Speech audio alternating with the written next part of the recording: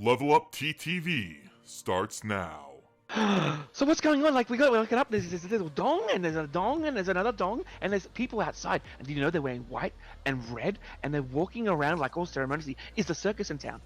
I don't know where you're from, but we don't call them dongs here. We call them bells. That has a very different connotation in this town, so I would suggest I'm from not down calling under. Down that... under, dongs are amazing. They're round, and they can be golden, and if you hit them, they really react.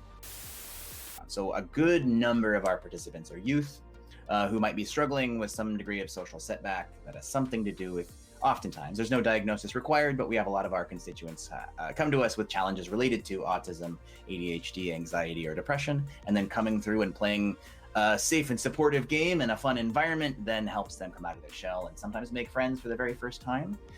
That's our like historical youth demographic. We have also expanded now to serve adults, which is really exciting. We've also planned to be expanding soon to serve a veteran population, to work with hospitals. So we have a lot of great vision. We're looking to expand our direct services. Little Johnny Dangerously to me, and I'm really excited about it. I love a hardened criminal with a soft spot for elderly relatives so much. Yeah, it's so good. It was just in the realm of Johnny Dangerously. I was just about to say, like, you do know you have 2 first names, right? Beckett and Lucita, is this like a Sunny and Cher thing? Do they have other names? Or... Yeah, it's kind of, well, it's Cuthbert Beckett and Lucita de Aragon. I'd just be Beckett too. Who named their kid Cuthbert? Yeah, that's a horrible name. That's a weird name. Don't tell him I said that. He sounds like he kills people. He does kill people. Wild magic surges. As the energy goes into you, it begins to take life, a actual organic life of thorns. Large, thorny vines begin to sprout inside your body, busting through your flesh, through your eyes, your mouth, your ears. They begin to encompass you in a sarcophagus of green and red from your blood. Black and silver roses beginning to bloom around you. You're unaware of any of this as you simply drift off to sleep. So it manifests as if they are kind of small tendrils. In the past, I've been able to use it to manipulate multiple gears and mechanisms at the same time to get things done. So it's kind of like tiny little fingers or tiny little like tentacles. Cool. Off of just all of your body or anywhere in specific? I haven't tried everywhere. Well, no, this is not that type of game. But... That is 14 points of squirrel damage. Oh, I've never taken squirrel damage before. No, but you Break out the bottle of rat poison. They're just fuzzy tree rats. Kill one. So anything Kobolds not really known for their incredible intelligence. No, not so much. The noggin actions. That's ego. Ego. Reflexes is about being fast. Dexterous, if you will. Dexterity. Agile. Agile. Mm-hmm. So fast. I like the pot holder on your head. It's a hat. It is a hat. It's lovely. Thank you. And it matches Thank you. your tie. Yeah, I lose my tie. Uh-oh. Where did it go? I don't think it exists anymore. My object permanence not so good.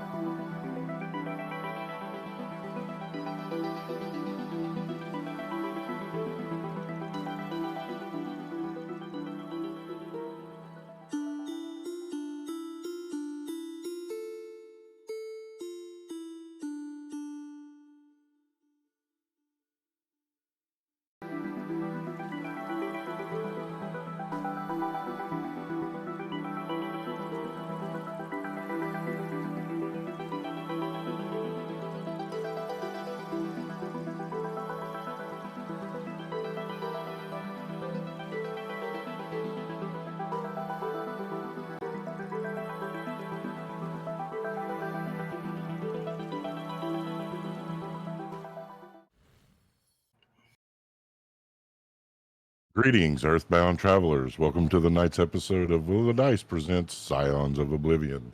I'm your host, Tyr, the DM, world's okayest DM, and I'm here to guide this cacophony of clusterfuckery and chaos. Well, before we begin, with quick announcement, we are queer friendly, and we are for mature audiences only. So if any of that offends you, GTFO. If you don't know what GTFO is, RTFM. Before we get started tonight, we do want to make some announcements. Locke? Hi, gamers. Locke here to talk to you about our partners in this endeavor, Level Up Dice. Fine purveyors of luxury dice for all your sexy dice needs. And tonight, I come to you as an ambassador. I say unto you, come to the consulate and experience a true new level of dice. Experience diplomatic dice immunity. Yes, that's right. We at Will of the Dice are the official ambassadors of a set of dice from Level Up Dice. The stained glass blue cat's eye dice. There they are. Tyr's holding them up. You can see them. These dice are radical glass with a blueberry inspired color and an optical shift. So the color seems to shift as the die moves from a darker to a lighter. They are gorgeous. They also have a glyphic pattern on them, the stained glass glyphic pattern, filled in with a reddish pink color for the stained glass pattern and the numbers. These are gorgeous, and these die will give you diplomatic dice immunity. That's right. These die are guaranteed to not roll low, so long as you roll them in the consulate where you have practicing diplomatic dice immunity. So go check these dice out. These dice are available. You can get to these dice via the normal portal, the one I usually give you, the one you always hear and you should know by heart by now. I'm not going to tell you that portal tonight, because tonight I'm going to tell you the specific portal to get you to those dice. And that portal is http://bit.ly/W, D, That's bit.ly/WOTD dice, all one word. Go over there and check them out. Level Up Dice and Will of the Dice take no responsibility for low dice rolls made with these dice outside of our consulate. If your low dice rolls last for more than 4 hours, please seek professional attention. Also, I would like to thank our musicians who have provided music to enhance our experience and your experience in tonight's episode. They make us sound better and make our show cooler to listen to. Those musicians are Kevin MacLeod. They are Michael Gelfie. They are Epidemic Sound. They are Dwergar. They are our very own Patrick Taylor. Pants. And tonight, possibly, our very own Ren Matley. Thank you, Luck. Speaking of Level Up Dice, they are doing the Glyphic Blind Bag Series 2. I was gifted 3 blind bags to open on air. You can go and check out their website. It's glyphicblindbag.levelupdice.net. You can get these online, or they're also in your friendly local gaming store. And tonight, we have the... hold on, I got it written down because I can't remember things.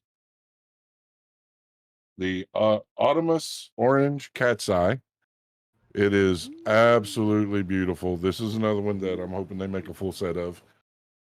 So go check out the website. Go hit up your local gaming store. Tell them we sent you. It won't do anything, but, hey. All right. Also, I was peeking in on chat. For those of you that don't know, RTFM, read the fucking manual. It's an IT saying that is as old as time. So next announcement, Shelley. You know who doesn't RTFM? ID10Ts. All right. Hello, everyone. I'm Shelly, and tonight's One Community, One Campaign is for Jeremy McMaster with Tea House of the Mullah Nasruddin's Donkey. They sell fresh roasted whole bean coffee, pint pouches of chai, and cold brew coffee, and they ship nationwide and offer delivery in the Bay Area.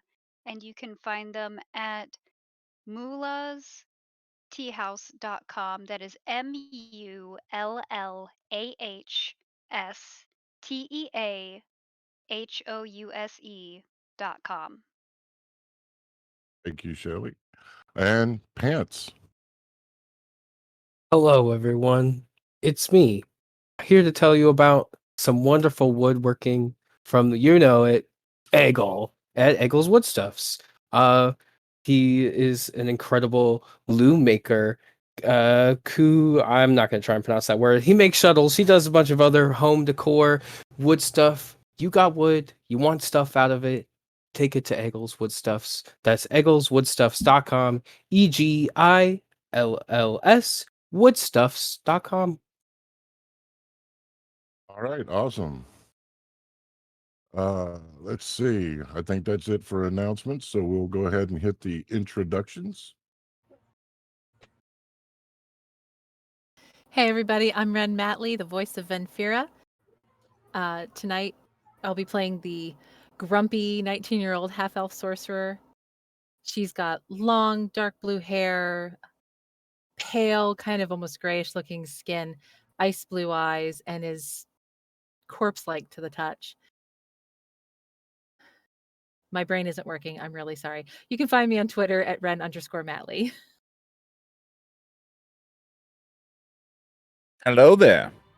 I'm Ben Sigurd. I'm the voice of Tarius Frostmane tonight, identifiable as a Minotaur only by the horns and hooves, for he wears a raven's mask black as midnight with eyes like emeralds. He seeks the one thing that the world always seemed to lack, and that would be mercy. You can find me on Twitter at Ben Sigurd. Hello. My name is Patrick Taylor, and I'm the voice of Pants, a perfectly normal fighter with no knowledge of what he actually is or what his past is. Quirky, brawny, and doesn't really understand clothing. He was recently told that he is a scion of the Awoken and the protector of the key to Angramora. So his life has become a quest to find out what that means and what that is. And you can find me on Twitter at Peculiar Patrick. Hi everyone again. I'm Shelly, the voice of Dandy Xanthe Gelbean Gigglebox Monfrey, a 20-year-old gnome rogue, who is almost always cheery, sometimes dreary, and has found out that she is a scion of Oblivion. Ooh. And currently she is on a mission to save the druids! And you can find me on Twitter at Sweetest Shells. Hi gamers, Lot Clark here. I play Karak Stoutheart, the orc cleric in plate armor with slate blue skin, fiery red beard and top knot, double lower tusks. He is a cleric of Garth Dokeen, the god of glorious death, and he is the voice of the Scions. And he recently found out that means that he has to be the one to take all 14 Scions' lives in the ceremony in the falls and then kill himself in order to complete the ritual to reset the world. So he is now extra motivated to find another way to stop what's coming rather than having to do that, because he's not sure that he can kill his friends if it came down to it. And you can find me for one more weekend after this one at the Georgia Ren Fair if you're in the Atlanta area, in the Crafty Celts booth. And you can find me on the Facebooks and the Twitter pages at Lock Unruly. That's Lock with an H. Thank you. And as I said at the beginning of this, I'm the DM, Tier the DM, World's Okayest DM. You can find me on all social medias as Tier_the_DM. When last we left our party, they had made it to the Druids Enclave, the Druids of the Lunar Dancer. They had spoken with the High Druidess Hummingbird. During their converse, the Umbrakai attacked. Panic set across the Enclave as their wardings should have prevented such from entering. Pleading with the party to do something, the group with their newest member, the 7-foot-tall Loxodon Druidess from another enclave, descended into the ruins beneath where the druids were forbidden to go. Finding a trapdoor with the help of a magical map, Dandy opened the trapdoor. At that time, there was something lurking behind the door. A large, hulking beast, armored, large mandibles, glowing eyes. We're going to start tonight in combat, so if everyone can please join me in owlbear.rodeo and roll initiative. For those of you at home, if you play digitally, or if you have a setup like I've seen some where your gaming table allows for digital maps, and you're looking for an application to run your maps that doesn't have the heavy underpinning of a virtual tabletop, check out owlbear.rodeo. It is awesome and will run on absolutely almost anything. I've got to get a smart toaster to try it, but if they got Doom to run on it, I think Owlbear will. All right, so starting with you, Dandy, initiative. 5. I'm glad I got that one out of the way. Karak. 17. Pants. 13. Tarios. Looks like we're all rolling high tonight. 11. Winfira.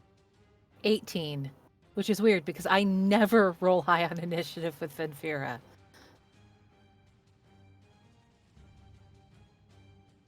All right. So as you all have noticed that John, who plays Zaraj, is not here tonight. They're taking care of some real life business. So we're just not going to have them. They turn into a badger and go to investigate. So them and their badger honey. Let me roll the initiative for the monster.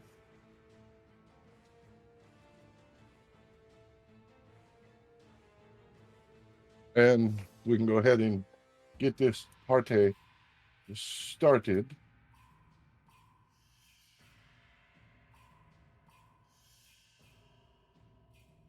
So this beast, having surprised you, Dandy, lumbering, hulking, it is something that most adventurers would know about. Karak, you definitely would know about this, having gone through the academy. It is an Umber Hulk, the tunneling denizens of the deep. All right. I need Dandy to make a charisma saving throw. Ooh. Haha! I got a dirty, dirty 20. All right, awesome. The creature is now going to swing on Dandy. Mm. 16 plus, what's its attack modifier? 16 hits alone. Okay. That will be 9 points of damage. Second attack. Am I close enough to use my protection fighting style with a shield? Let's take a measure. You are within 5 feet. Cool. Then I would like to use my reaction to impose disadvantage on the attack. Second attack misses. I rolled a 5. Woohoo! All right. Third attack. So it comes at you. 2 claws. The first one digging across your chest, a thin line of blood. The second one, you're able to, with Pance's help, miss. The third one coming in with those large mandibles trying to bite at you. And will miss. That will bring up Venfira. All right, let's just making sure I see exactly what's going on here. This thing's massive and it's attacking Dandy, huh? Yes. Venfira is going to kind of step off to the right. Probably that way, probably not getting closer. She's going to step off to the right and she's going to aim kind of across the creature's backside so that it doesn't come within 5 feet of Dandy. And she's going to cast Lightning Bolt. Oh, shit. Okay. So I need a DC 16 dexterity save from the creature. All right. And I need a whole bunch of D6s. That will be a failed. All right, so it takes 8d6 damage. Heck Oh, yeah. this will be God interesting. damn.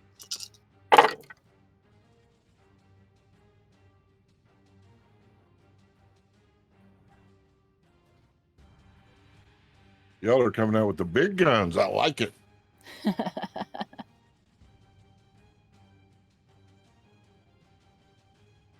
That's 28 points of damage. 28 points of damage. All right.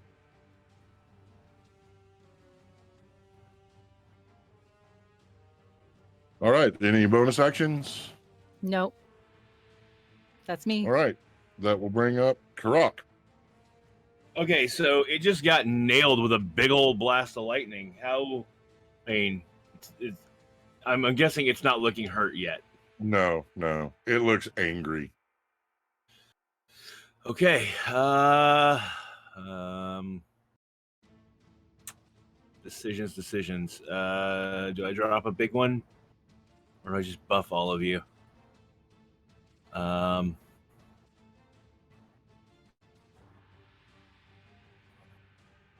Hadouken. Yeah. I like all being right. buff. Oh. I think action economy wise, if I drop this spell first, that gives the spell more rounds to work, and I can buff you guys after. So yeah, I'm gonna summon Spirit Guardians. And where are you putting your Spirit Guardians? They focus on you, don't they? Yes, they focus on me, and it is a 15-foot radius. And I designate everyone in the party as well as the two badgers as friendly.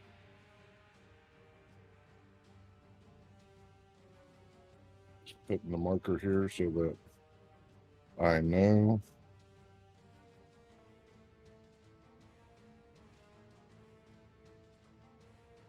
All right, so everyone is friendly.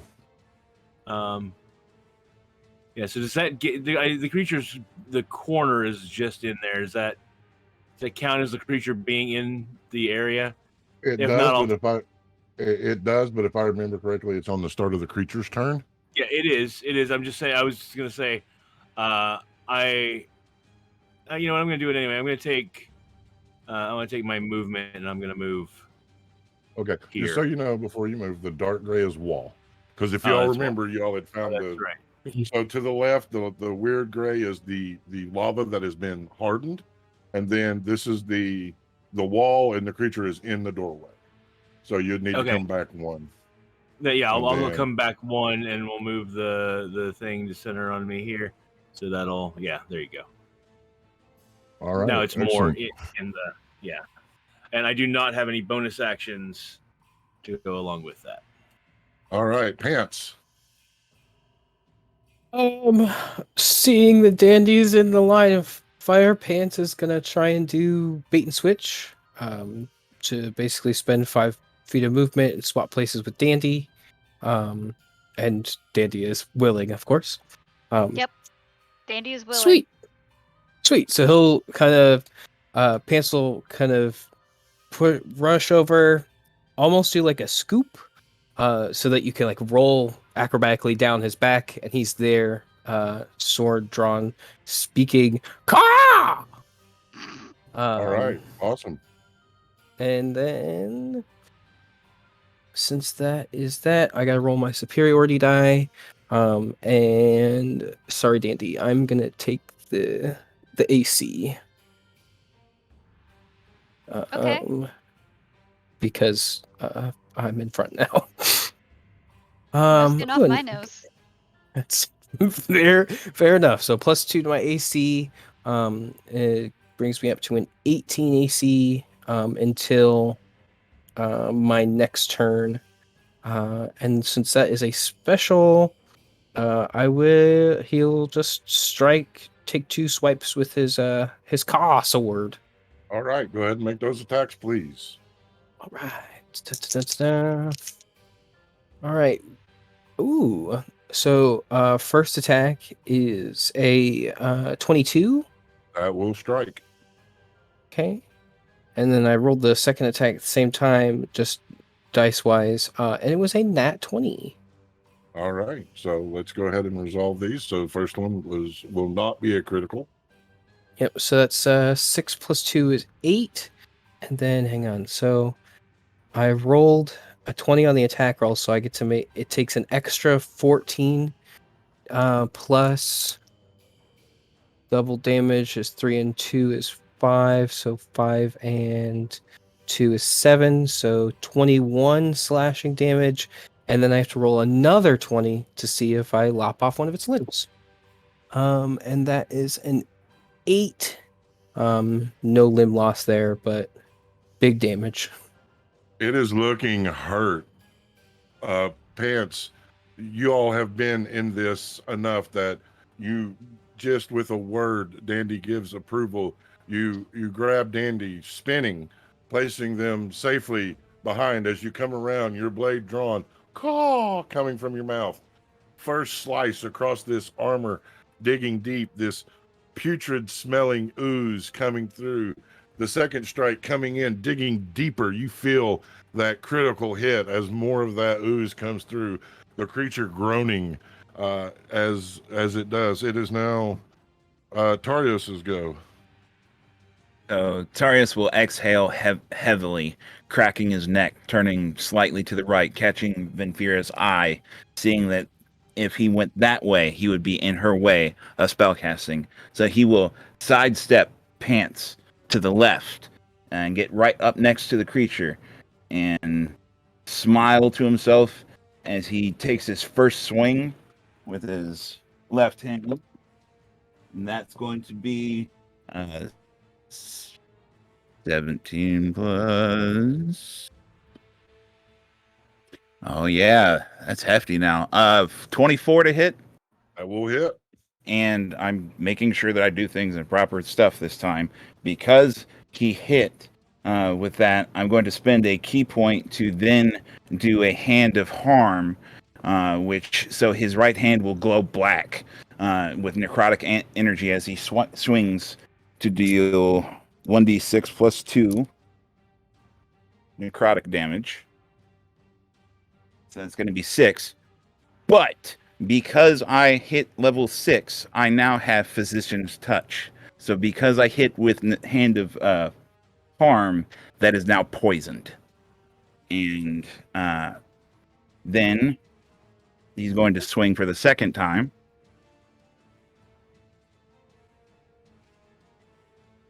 And that one is going to be a 14.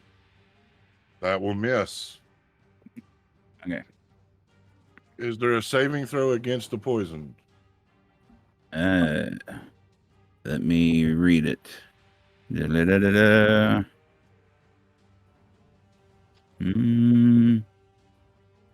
Physician's Touch. When you use Hand of Healing on Hand of Harm on a creature, you can subject that creature to the poison conditioned until the end of next turn. Or anything about a saving throw. The creature is considered poisoned. Let me mark that on the map. We'll use this lovely green here to signify poison. And so sidestepping. Oh, wait, you still have another attack. Go ahead. Well, I already swung and missed with that, but that's right.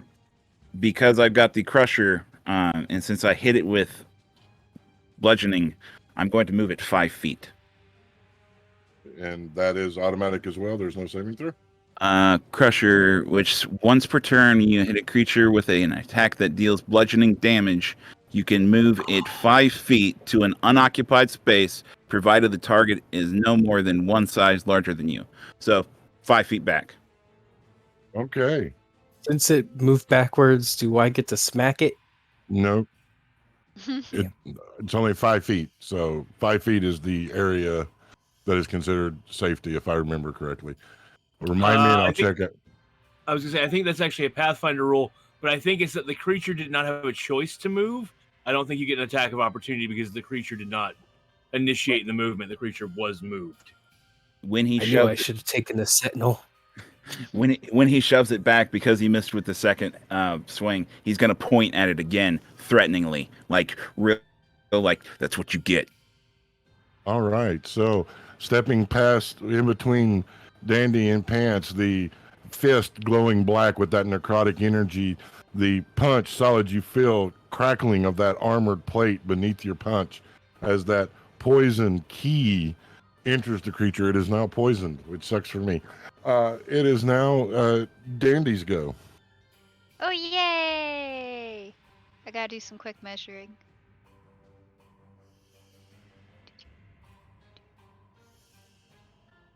Okay. Alright. Dandy is going to move to her right just a little bit. She's gonna go ahead and throw a dagger. All right. Go ahead and make that attack roll.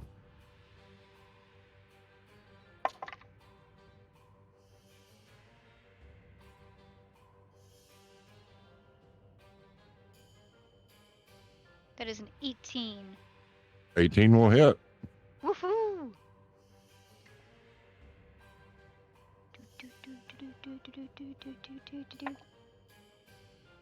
That is 7 damage. All righty. 7 damage.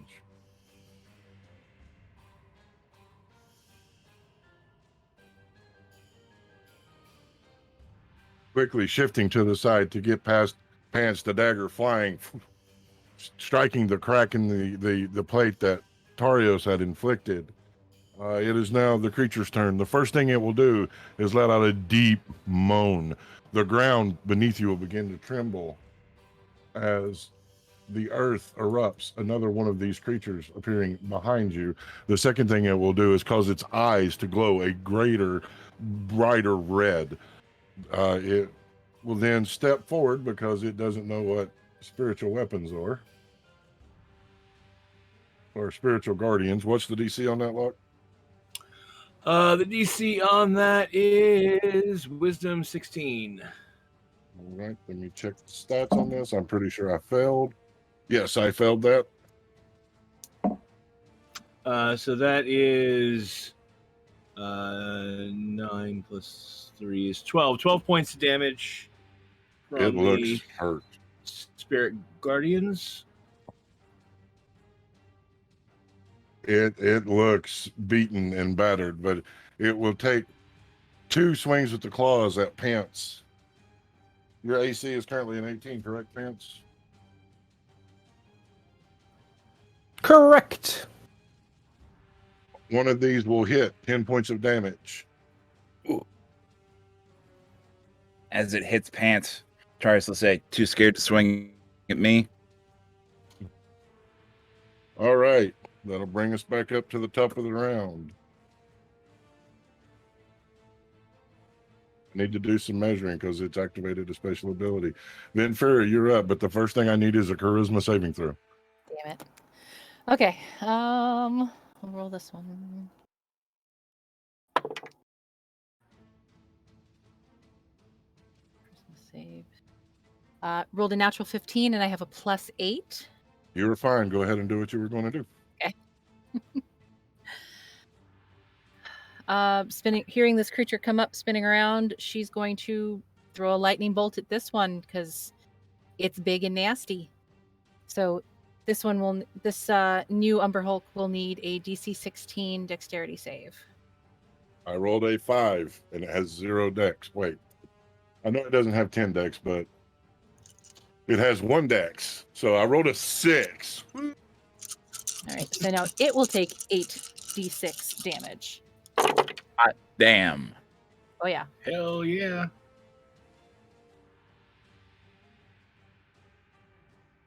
Those are both 6s.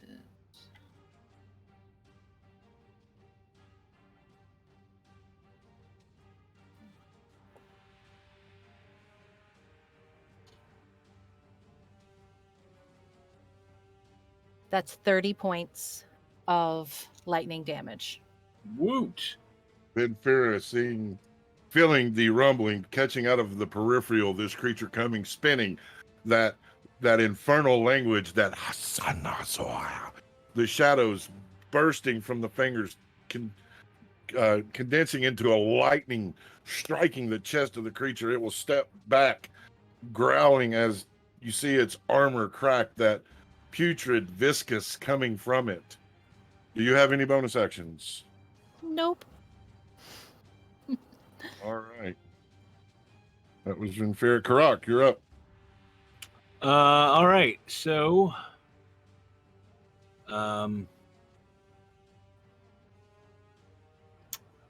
seeing that we've got another one behind us now, I'm gonna move in to take the heat from everybody else a bit. I want to see. What's that? It does. Perfect. So I'm gonna move to there, and then I am going to cast Spiritual Weapon, and I am going to drop that behind this guy. Okay. Actually, no, I'm going to drop it off to the side. I'll just put it there. And just so I know, you did start your turn by turning to face the one that just showed up. Yes. Okay. And so, yeah, I move up to that. I move over to face that one. I figure Pants and Tarios have got the other guy on lock at this point. So I'm gonna attack with the spiritual weapon, which is that is 7 plus. Oh wait, I have to roll to attack, not the damage die. 14 plus 8 is 20 something. 20. That will hit. 22. Yes. I can math, kids. Now I do the damage part, which is 7 plus 4 is 11 points of damage from the spiritual weapon. What does the spiritual weapon look like? Oh, it's still the giant two-handed sized flanged mace in a glowing golden color of Garth Dokeen. And then since that was my bonus action to cast that, I'm gonna Toll the Dead. Alrighty, so I need to make a saving throw. DC 16 Wisdom. 18. That'll do it. So nothing happens. All right. Pants. So we got Karak stepping forward, summoning the spiritual weapon, that divine energy taking solid form, crashing into the creature, the smashing of the hammer into the shield to toll the dead, the creature still standing, and that brings us to you, Pants. I need a charisma saving throw. Oh yeah. Charisma saving throw. A 16. 16 will do it. Go ahead and take your turn, please. Cool. So Pants will kind of look over his shoulder, from the sounds, see that the second one has come over. He'll look at it. He'll look at Venfira and he'll say, "Lightning, please." And that's him trying to do. He's gonna call lightning. But he's gonna use his commander strike, so that Venfira will attack again at that thing. Does it have to be the lightning bolt? Or No, else? that's just. Okay. It's just an attack. I wanted to make the pun of calling lightning. That's At least he's fair. not cawing lightning. Right? Get out. Get out. No. So what are y'all trying to do, Dandy? Huh? So what are y'all trying to do? Oh, Dandy made a bad pun. I'm kicking Dandy out. No. I was trying to get her to say the thing again. Lightning. I was trying to stop her from saying the thing again. It didn't work. God damn it. You know what? Hell with it. Yeah, she'll throw another lightning bolt I have one more At- spell slot Which one? at the one behind us. All righty, go ahead. Let's see. I'll make that Needs a 7. DC 16 dex. 16 it is. Shit. Right It's on only the going to take nose. half damage. Oop, hold on. You get I to just add 1 to it. one to the damage. Yeah, a whole one. All right, hold Pants cawing lightning by giving a shout out to Vinfira. Once more, that shadow energy condensing into lightning, smashing into the creature. So it would have been 22, so it'll take 11 points of damage. Is that with the +1? That's with the +1. 11 points of damage. It is looking hurt. All right. Anything else, Pants? He'll take another swipe at the same time as she's striking the one behind us. Pants will take the moment to swing at the one in front of him with his claw sword. And that is a 19. 19 will hit. Yeah. He does 6 damage. All righty.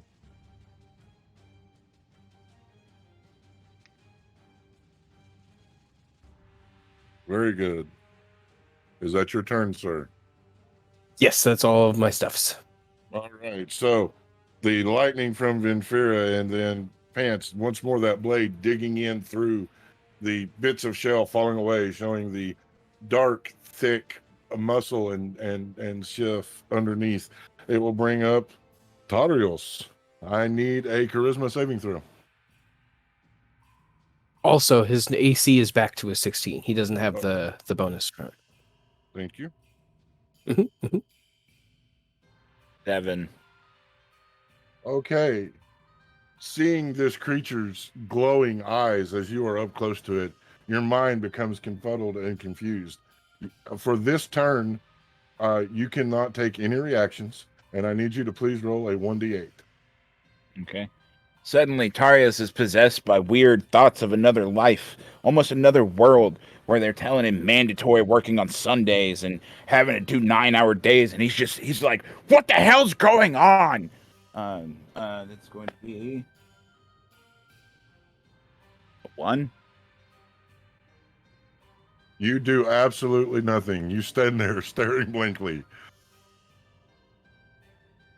And that will bring up Dandy. The thought of having to work on Sundays. I need a charisma saving throw, Dandy. Huzzah!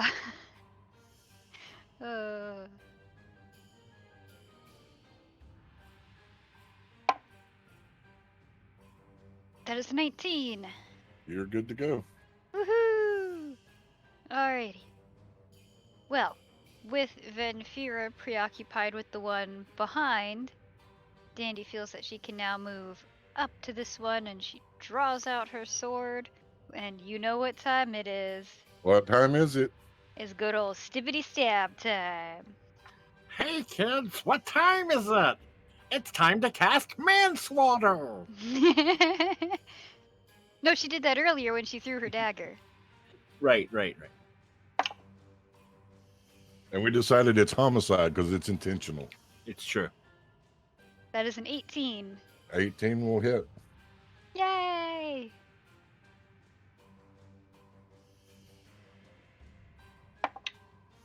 That is 8.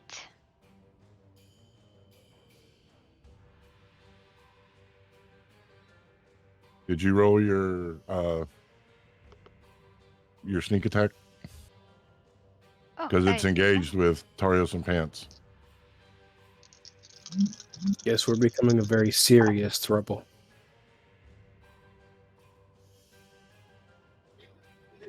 That is 20 then.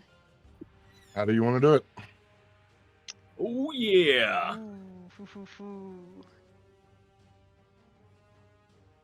Dandy, quick as lightning, takes a step forward, sword drawn, and stabs straight up into the hollow of the muscle that is now exposed. Oozy, gross smell just raining down. There's a satisfying feel as the blade easily penetrates muscle into organs. The creature letting out a death-keening as the viscous putrid begins to pour down the blade, some getting on your hand as the creature topples to the side, dead. Good job, Dandy. All right. Did Dandy just stab it in the taint? He Was that stabbed it death in the by taint. taint stab? That's No. death Did by you perforate taint its stab. perineum? I All don't know right. what creature has a taint on its chest. Well, you stepped underneath it and As it stabbed is, straight up. as tall as it is, you couldn't reach its chest, Dandy. It is dead. This is the next one's turn. It will need to make the saving throw on Spiritual Guardian. Yep. That is a nat 20. God damn it. All right. But that's still good. That's still good. So that's 16 and 6 is 22. 22. So it takes 11 points of damage. 11 points of damage from the Spiritual Guardians. Yeah, Now I rolled that 2 8s and a 6 on 3d8. that beautiful die that I unpackaged is going to decide where it's going. Ooh. What do your spiritual guardians look like? It is they appear to be made of wind and lightning, and they are a group of orcs riding wargs that are encircling us. All right, Karak, it's coming straight at you. First attack. With Bring it, the son. claw.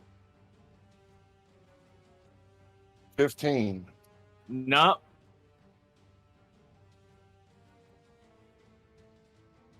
Second attack is 22. That one hits. Okay, that is 10 points of damage. It Okay. goes as its eyes begin to glow red. It goes for its mandible. That will miss. May That I is only- use my? Oh, never mind. I was gonna see if I could use my protection to impose a disadvantage on it. I'm going to say no because you was facing the other way. Gotcha. Cool. That is only 12, so if 15 didn't hit, 12 will not hit. Nope. All right. That will bring up Venfira. I need a charisma saving throw, please. Of course. Let's see. Wait, before you make that, let me check something. Okay. It's cocked anyway. I'm going to say from the angle that you are, no, you would not be looking at the creature's eyes. Okay. So. Okay. All right. Seeing it step up into Karak's face, she wouldn't want to chance anything that might hit Karak.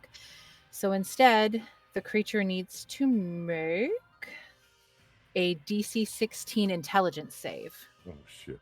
As she is casting a mind whip. This thing has a -1 on intelligence. Excellent. And I rolled a 2. All right. So it's a dirty one. It's a dirty, dirty one.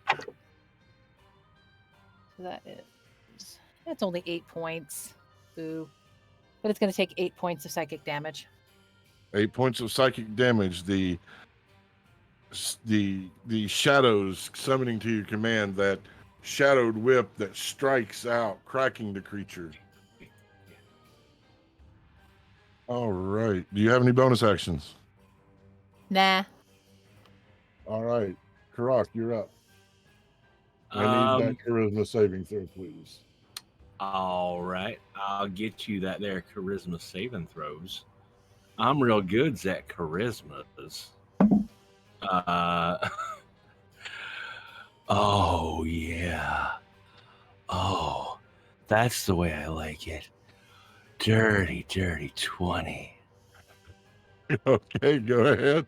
Next time, tell me to earmuff before you do that. I'm going to need a shower, sir. I'm going to need a shower. Oh, you All like right. it, Ben. So, yeah, I'm gonna, do I, Yeah, you know what? Fuck it. I'll cast the spell. I was debating about just hitting it with my hammer, but I'm gonna guiding bolt. First level. Guiding bolt. So that is a 2-hit roll. I'm gonna go out on a limb and I'm gonna guess that a 26 is gonna hit it. 26 will hit. And so then that is 46.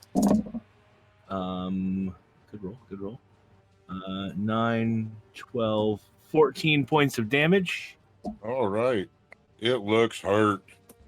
That viscous putrid fluid pouring from multiple points on the body, the eyes glowing but not as brightly, the mandibles not as perky as they once were. And then it's going to get smacked by my spiritual weapon. That's a natural 19, so that's a 27. That'll hit. And that is the D8. For 5 plus 4, 9 points of damage. Alrighty, it's looking hurt.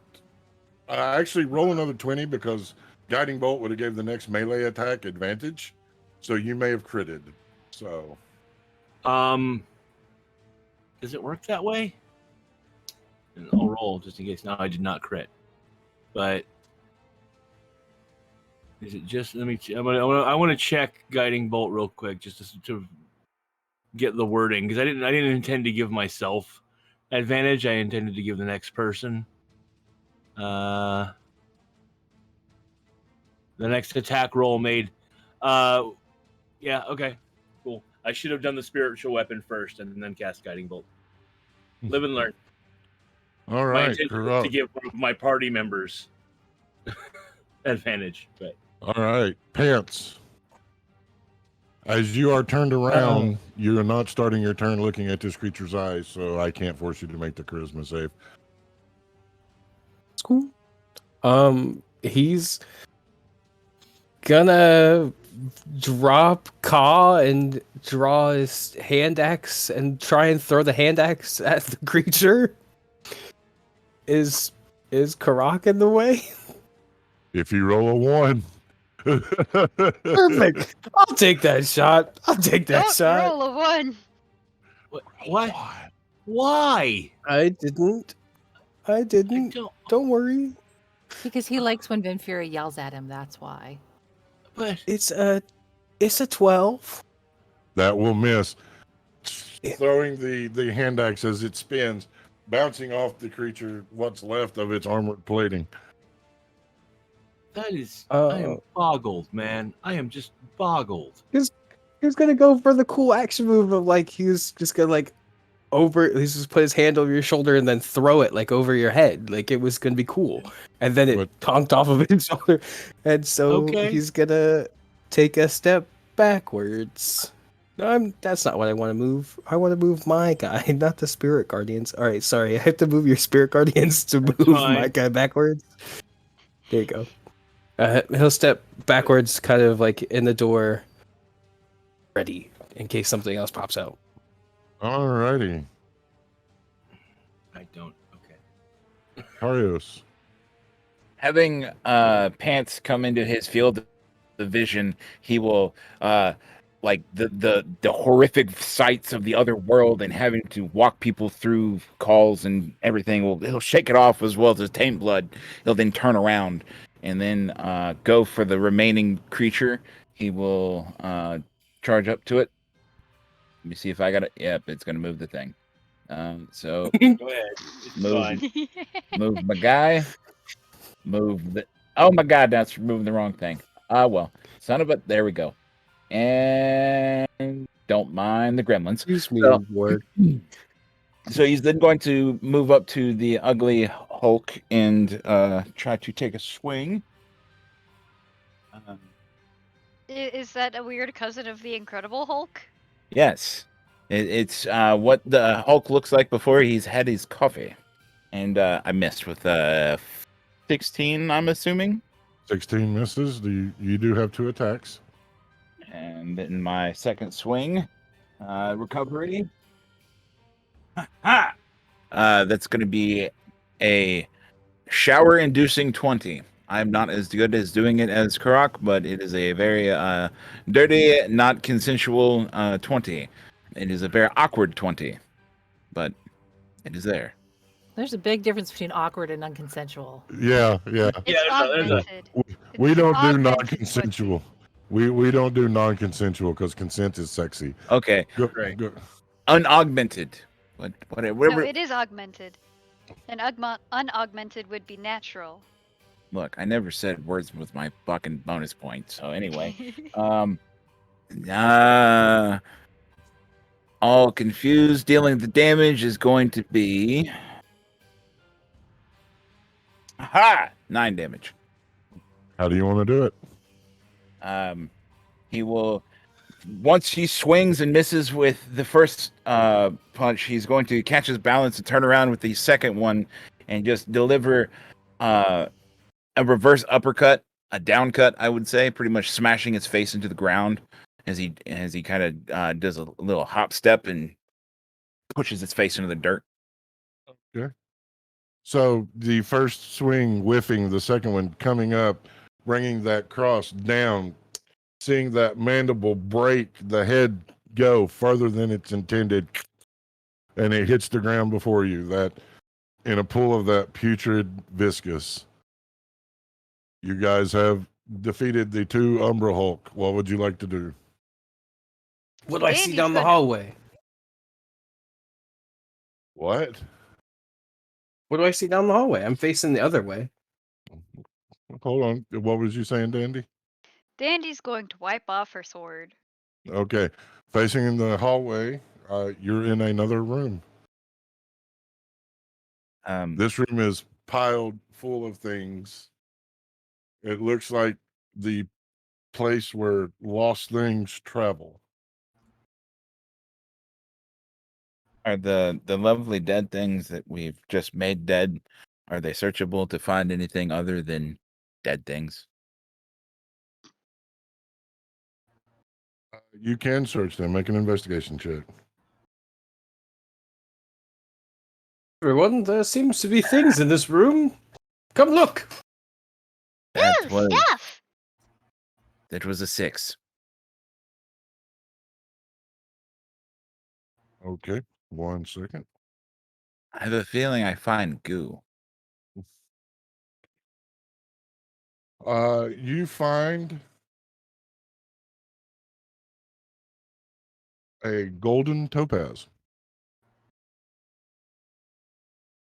It's a trap. He's going. He's gonna pocket the topaz. Okay. That golden topaz is worth 250 gold pieces. Sweet.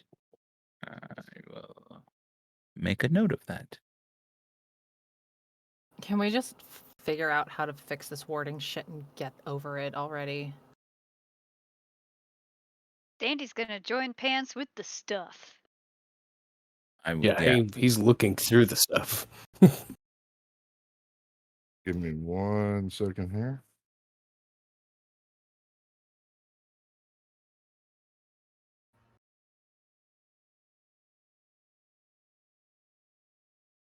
Okay. Did anybody else take damage from that thing? I know Dandy got hit. Anybody else get hit? Pants, you got hit? How badly were you hit, Pants?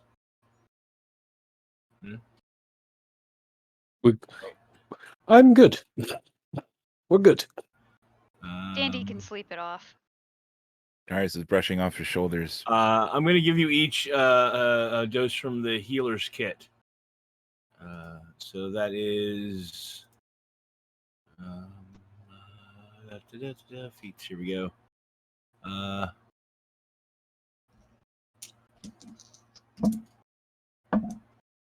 that's 6. So you each get 10 hit points. Oh yay! I feel as if I'm 100% again. Same. Now, Dandy's also looking through the stuff. was my investigation of the dead things only one of the dead things or both the dead things? It with was that one of roll? the dead things. I'd like I to need go ahead and roll an investigation check, and anyone that's looking through the room that is piled with stuff, go ahead and make an investigation check. Yep, I'll take a look there. While they're looking, Ven will kind of wander into the room.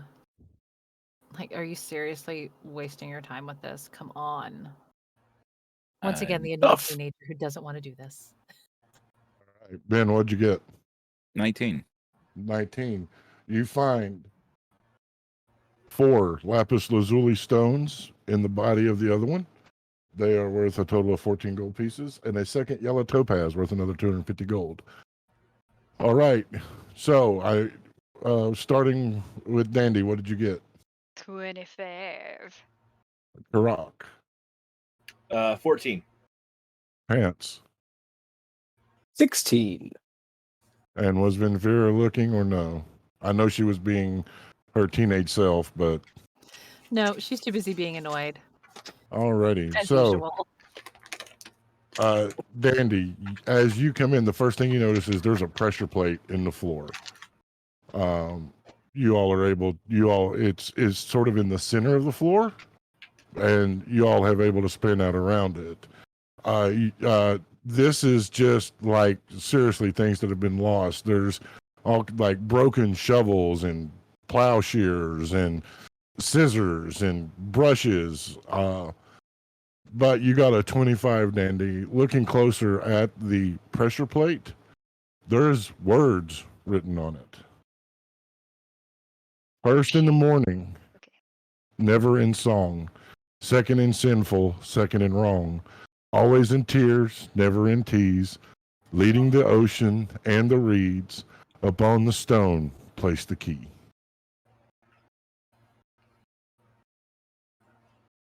And I can repeat that if you need. Please. First in the morning, never in song. Second in sinful. Second in wrong. Always in tears. Never in tease. Leading the oceans. Leading the reeds. Upon this stone, place the key.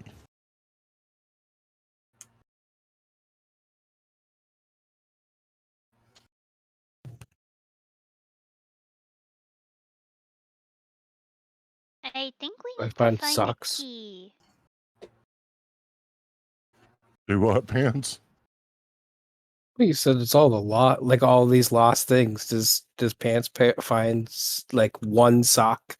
You find a sock, you find a rain boot, you find like a bent fork, like literally it's like just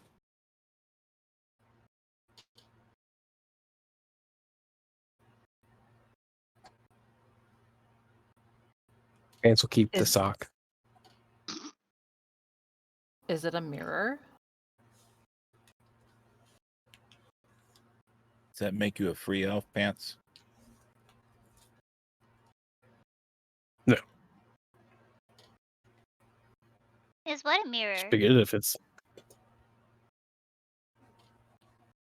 Sorry, did she read the riddle out loud or? No, she has not read it out loud. Okay, sorry. Ignore that then. All she said was, I think we need to find a key. Why? What What are you makes you looking think at? that? Well, come over here and read this. Don't step on it, just read it. Then I'll go look at it.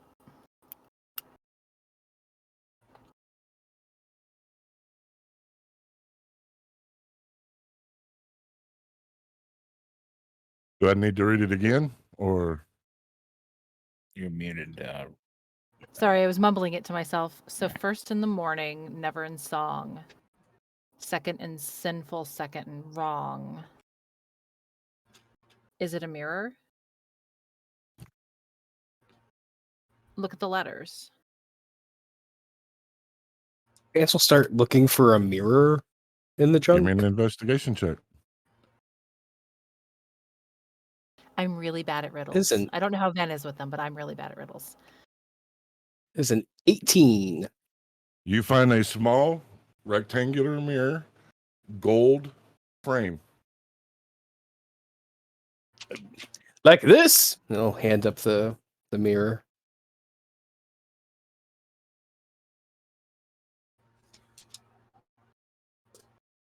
I don't know. What do you think, Dandy? I don't know. What makes you think it's a mirror? Well, look at the letters. First in the morning. First letter is M. And it's never in song. The second letter in sinful is an I. Second letter in wrong is an R. And she'll go through the rest of it. Like I Alright, said, I don't know, but take the mirror and then walk it over and carefully avoid stepping on the thing because Dandy said don't step on the thing, and then hand over a mirror to Dandy and say, "There, work your magic. Don't kill it though." I don't do magic. I mean, I really feel like we've been over this enough by now, Tarios, that we all know Not that a wizard. Dandy is not actually a wizard. I've seen her do things that are what I would. He would let out a sigh. Call magic. So Like sue me. Your fingerly things and stuff with locks and saving us when we were at the one bad stuff and you had all it was crazy. I wouldn't have been able to do it. You're tiny and you get it, it's magic. Being small You is do disappear magic. quite often. Wait, do I? You've had Well, I some mean- pretty high stealth rolls. I'm just saying. 1 minute you're there, the next minute I look around and you're not there. Maybe you're just not that observant. Maybe. No, who knows? So is there a spot that looks like the mirror could go to? Give me an investigation check. What was the last line of the riddle again? Up on the stone, place the key. 20. It's about the same size. Or actually that's 20 plus my investigation, so 24. It was a nat 20. So yeah. So It's if about the the same mirror size. is the key, we should place it upon the stone. He will set it there. I thought you handed it to Dandy. You did. Okay. I have an idea before we do that. I just want to see if it'll do something. Dandy will hold the reflective surface of the mirror over the stone, not put it on top of it, just so that it would, reflections. She doesn't know if it'll do anything. Nothing happens. If she's holding it there and Tarius is able to cock his head upside down and bend over and look into the mirror, does he see anything? Do you see part of your reflection in the words on the stone? It was worth a shot. Dandy is going to very gingerly place the mirror on the stone. As the mirror touches the stone, around the edge of the stone will be a soft blue light. The pressure plate will go down 2 inches. The light focusing on the mirror will begin to glow, and you will see there in the mirror what looks like a key.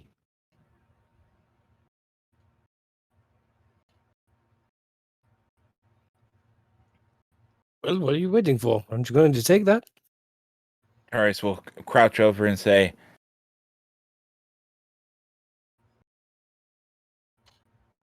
We'll say what? "Oh, it didn't magic."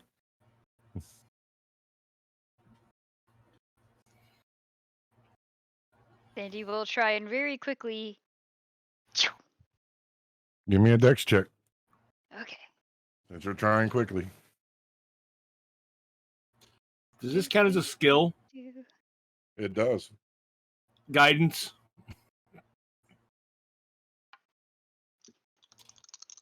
Do good.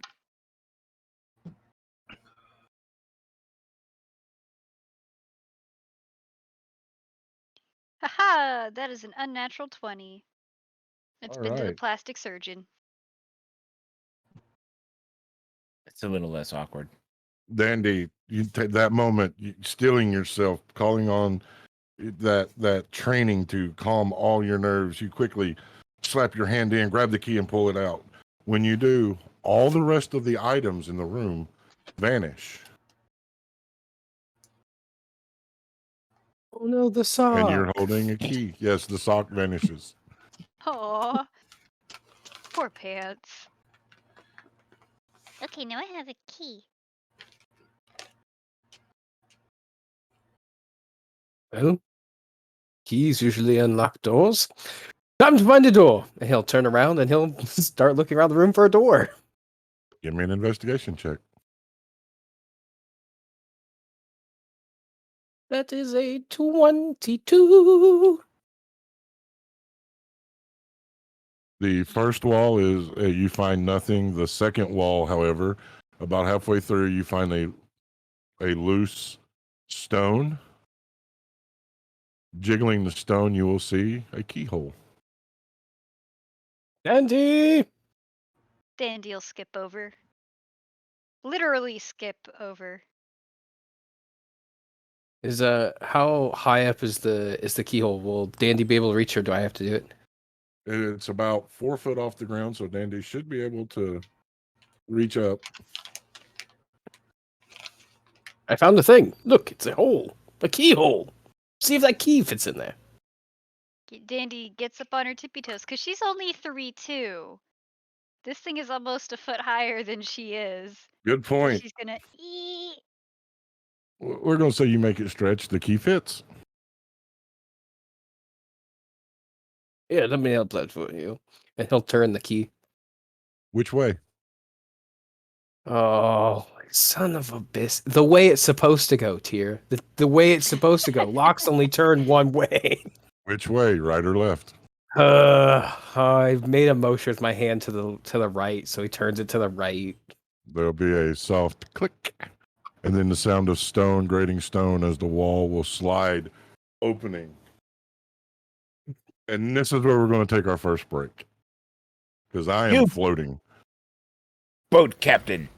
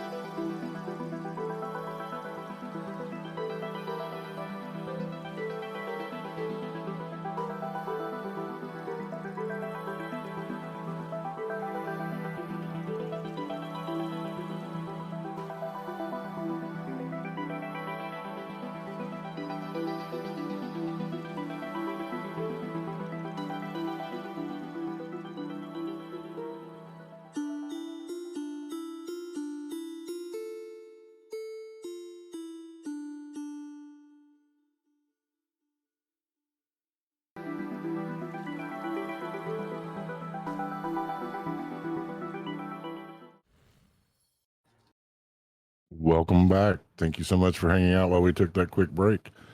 Before the break, they had entered into the ruins. They had fought the Umber Hulks and won. They had entered the room full of lost things, finding the mirror key, finding the secret door, and it opens. As the door opens, you see before you what can only be described as the remnants of a throne room, about 120 feet long, about 75 feet wide. You see there are statues in the corners, to your instant left and right, statues of druids. Ahead of you, to the other side of the room to the far right, a statue of a dragon. On the left of that, a broken statue of a dragon. You see where they were tables once that are now in ruin and rubble. And at the very end, a throne. Upon the throne, a skeleton. And beside either side, candelabras holding 5 candles. You see that there are 2 doors halfway through the room to the right and the left. They are both filled with rubble. The thing that speaks out the most is that the fires that are burning do not seem magical, as each corner of the room has candle sconces. What would you like to do? Does anything seem out of place, like it shouldn't be the way it is? Give me a perception check. Vince would like to go look at the dragon statues. I will need an investigation check.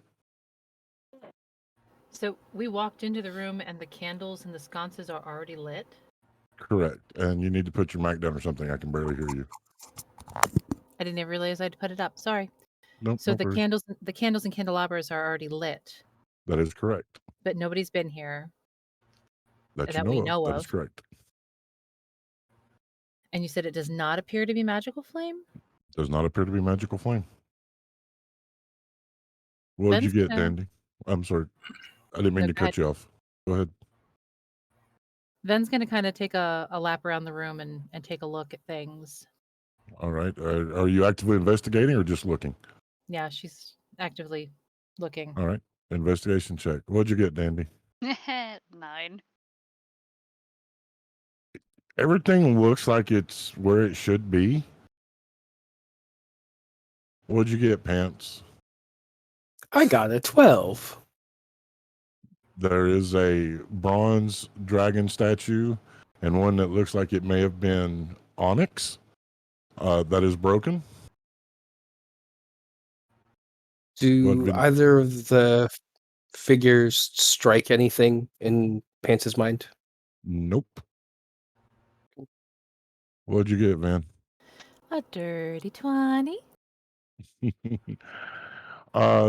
The thing you'll notice is that the throne has a skeleton sitting in it, covered in cobwebs, except for the head. Except the head is not there, or the head, The head is not covered in cobwebs. I'm sorry. Well, that's kind of weird. Hmm? Well, Hmm? look at this thing. It's covered in cobwebs, but the head isn't. That is weird. And did you guys notice the candles? Yes. They're not magic, so who fucking lit them? Here, Croc's just going to like sit down in the room, and I start laying out some stuff around me, and I'm going to begin ritually casting Detect Magic. Okay. Give me 1 second here. Getting some ambiance going. Karius will point at the skeleton with the cobwebs missing the head, and then look at the candles and be like, I bet he lit them. Who? How do you know it's a he? If the body got up, there wouldn't be any cobwebs on it, though. All right. Karak. Yes. Give me an investigation check now that you have cast Detect Magic. That is, if don't think I have an investigation score. I rolled a 16. Plus 0. Yes, I have 16. You see the faintest glint of blue coming from the rubble of the onyx statue pieces.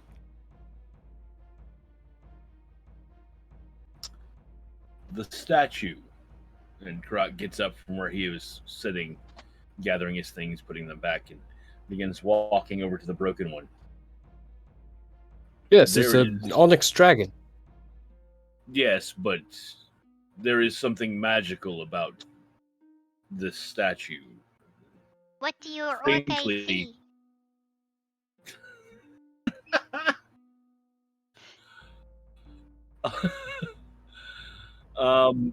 That was good. Okay. Yeah, so I'm not going to touch it. Actually, Detect Magic will tell me what school of magic I'm seeing. It is transmutation.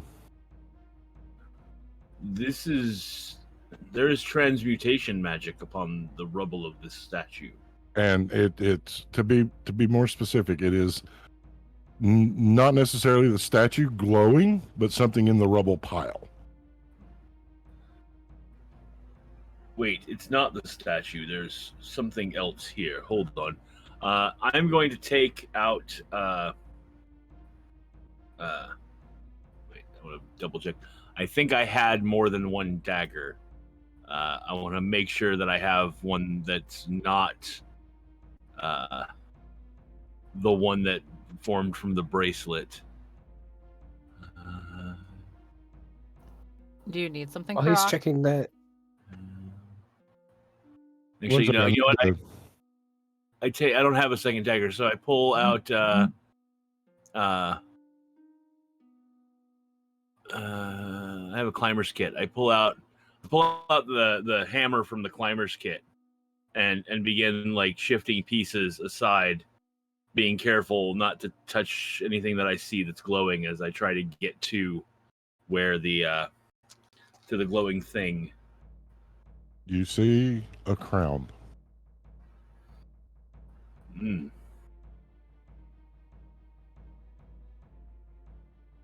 I'm gonna try and hook the crown onto the head of the hammer so I can lift it up.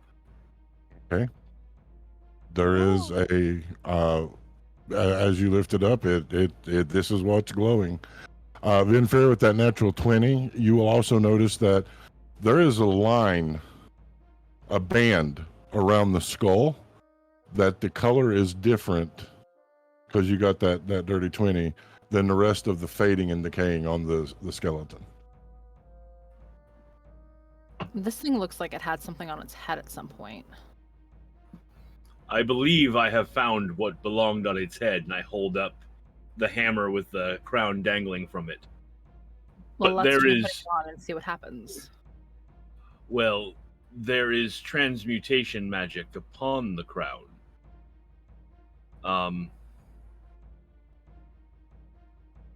If you put it on its head, I'm gonna hold my fist ready to smash it if it's bad. We've So had skeletons before. we know that recently the wards have been deactivated. And we can tell by the fact that the candles are lit here that someone has been here recently. One of the statues is destroyed, and the crown was removed from the head. The crown does transmutation magic. It's possible that whoever came here to turn off the wards made an angry entity of this king, who then, as a defense mechanism against stopping them from turning off the wards, the crown turned that dragon real until it was destroyed and turned back to stone. So if this guy is still pissed off, putting the crown back on his head means he might awaken the other statue or more statues in the room to attack us, so we should be prepared not only to deal with a skeleton, but possibly with living statues.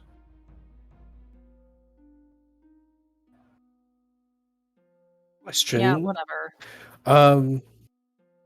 Now that we have discovered a crown and there's now a thing on the throne, does anything like basically Pants is trying to think back if he's read any like kings that are in rooms with statues of dragons and druids and Give me a Samson's history check. library. Basically, did he check out anything at Samson's library? Is what it comes down to. That is a 22. He did not.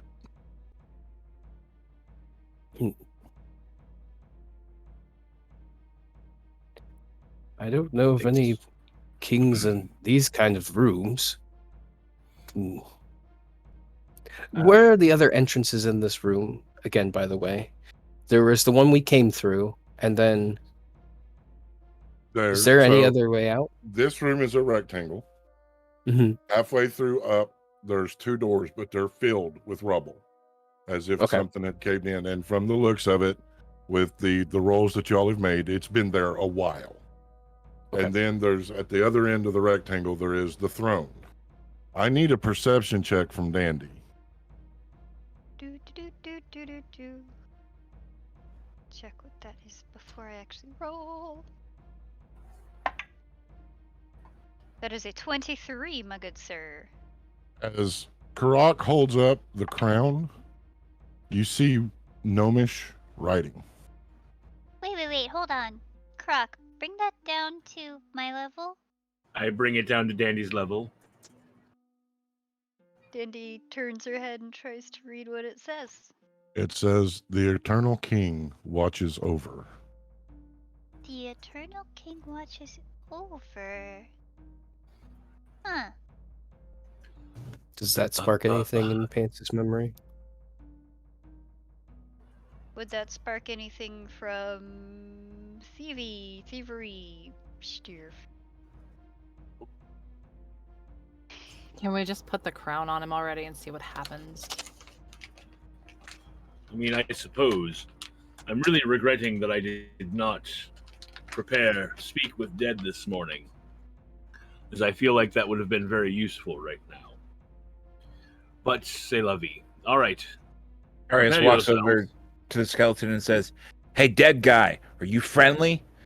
And looks at Karak and says, "What?" I'm kidding. I'm kidding.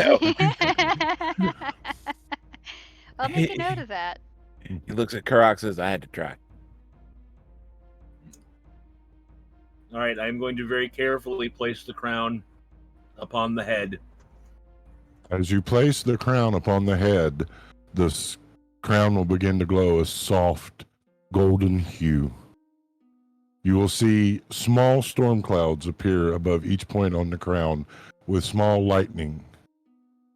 Then the statue, or the skeleton, will begin to solidify, turning into stone. As it does, you will see a soft glow behind the stones to your left, as magma will begin to leak through.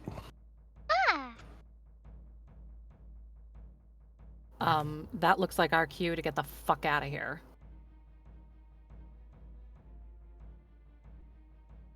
Yes, that is bad. Back the way we came, or Unless you want to take the time to dig out one of these other doors. I don't know if this isn't a druid ward, though. This just feels like a trap. It's time to go, dumbass. All right, well, here we go. Before he turns to leave, Karak looks at the skeleton and says, "Eternal King, we seek to restart the wards that guard the druids above. Can you help us?" You will hear a voice in your mind. I need everyone but Karak to please earmuff. Ooh, spoopy. The wards are restored. The Eternal King wears his crown. right then. Actually, I'll respond to him and say, the magma now flowing into the room, is that a defense mechanism of yours? It is caused by those that removed the crown. The magma will clear itself. Very well. Thank you. All right. I think, yeah.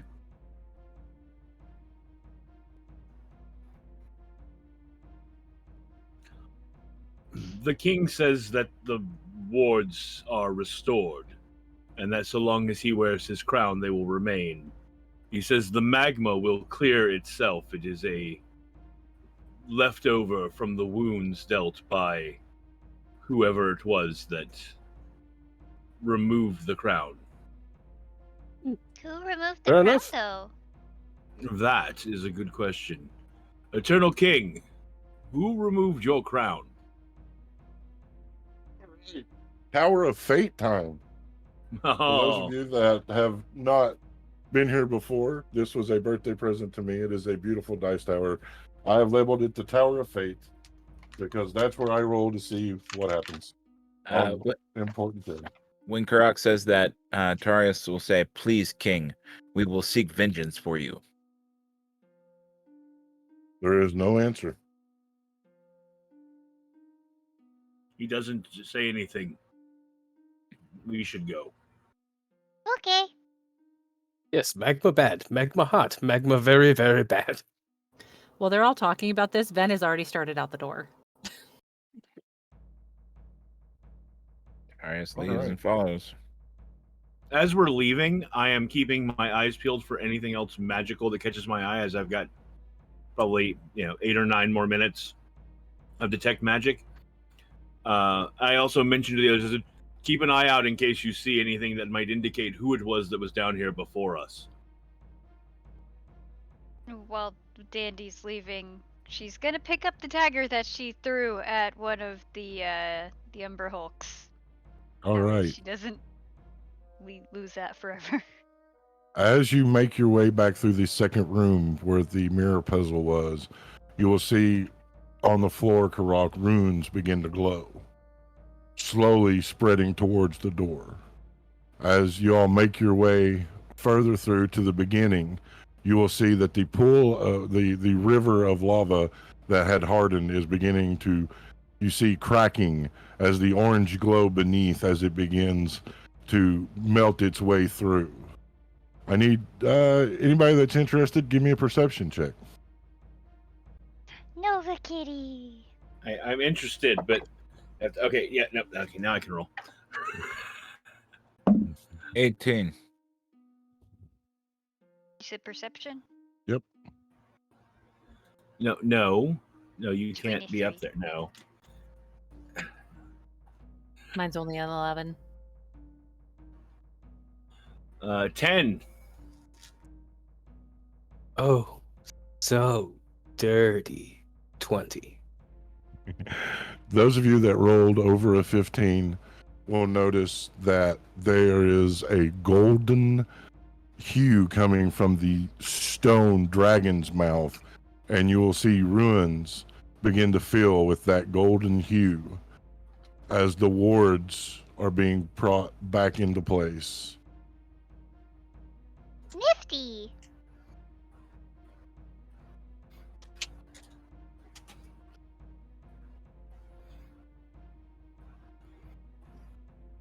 All right. Guess Yeah, we he's head good. back up. Yeah. Stepping Back to the elevator.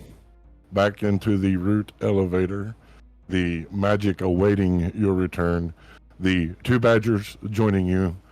Up you go, the earth opening slowly as you do, filling in behind you, till you find yourself standing in the great clearing once more. Hummingbird standing there with a soft smile. Welcome back, my friends. You have saved us. Yay! We saved the druids! Someone did this to you. Someone was there recently. It is forbidden. We Yeah, well, will forbidden or not, someone did it. make an investigation into such.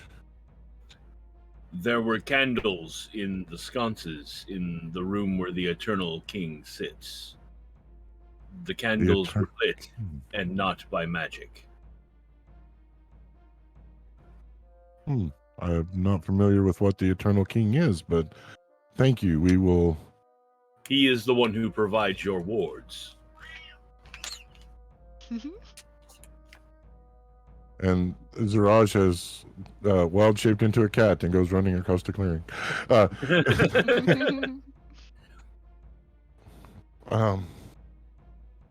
Please do not share this information outside of this clearing. I will speak with the other elders and we will make certain. Now we had a deal. You restored our wards. I will guide you to the well of tears. But first, I need an oath from each and every one of you that you will not speak of what you see, what you hear, what you experience. She will bring her hands together, steeple her fingers, close them into a fist, and spread them. The ground before you will slowly open, and this beautiful rose bush will grow about 3 foot tall. Huge blooms, the rose vines almost seeming to rhythmically dance. This is an oath keeper. It is a magical plant of very, very elder age. A single prick of blood and your oath will seal your promise. Before we do, I have a question. Okay. The other people that are, like, everyone else, like, all of us, can we talk about it amongst ourselves if we're in a completely private situation? You may. Okay. Those of you that have taken the oath may discuss with those of you that have taken the oath. And with anyone who has, like any of your order who are here and know about this Yes. place, what it is. Yes, good. But didn't you say there was a tea in case that we wanted to? And he'll look at Pants in case some of us, it might be easier to drink the tea. What are you talking There about? I is can a drink tea anything. that will wipe your memory. But that would preclude us going to the well. Anyone who drinks the tea would not go to the well. That is correct. I think he's trying to say you talk too much, Pants. I would. That's absurd. I never opened my mouth at all. I've never flapped my gills everywhere. And he'll. How dare you? He was very good at trying to keep the secret of the heist. That's true.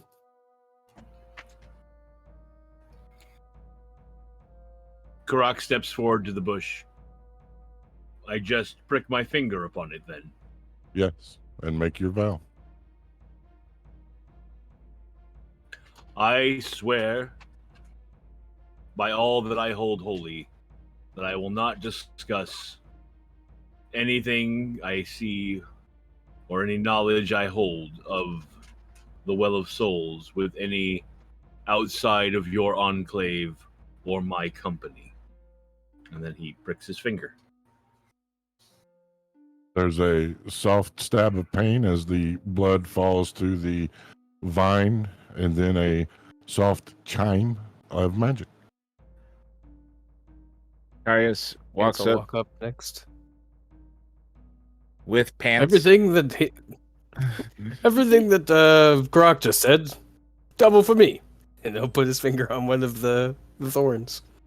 That thick, viscous liquid will come out. There will be a Tying Ching of Magic. Harry says ditto and pricks himself. Same thing. That soft Ching of Magic. I have one more question. Okay. Tarius turns and looks at Dandy. I just want to be super extra 100% sure about one thing. So, if we killed someone who was a scion of either Oblivion or Awakening, and we didn't know they were a scion, someone else in the world would be picked as their replacement, right? Correct. Okay. She'll go and she'll prick her finger and say, I promise to keep my bestest secrets about this place and anything I hear, see, whatever, perceive.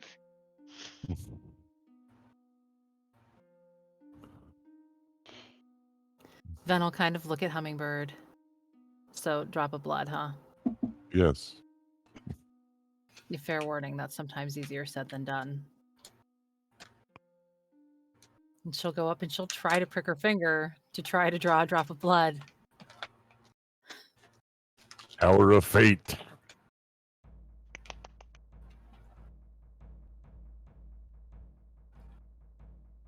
So Karak would know because he's tended her wounds before. I don't know if the others would have ever noticed that she doesn't really bleed much, even when she's really hurt. The tower decided that a single drop of blood would fall. Yay! I promise not to discuss this shit with anybody. Very well. She will close her hands once more, the flower descending back into the earth. We will make preparations and go within the next 15 minutes. Wait here. She will turn and walk away.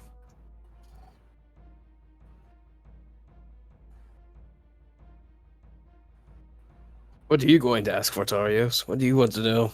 What's your question? Tarius will look at Pants and say, it's a good... Ah, didn't think about it, did you? Caught off guard a little? You should either ask about the chicken nuggets or the beef. That is fair.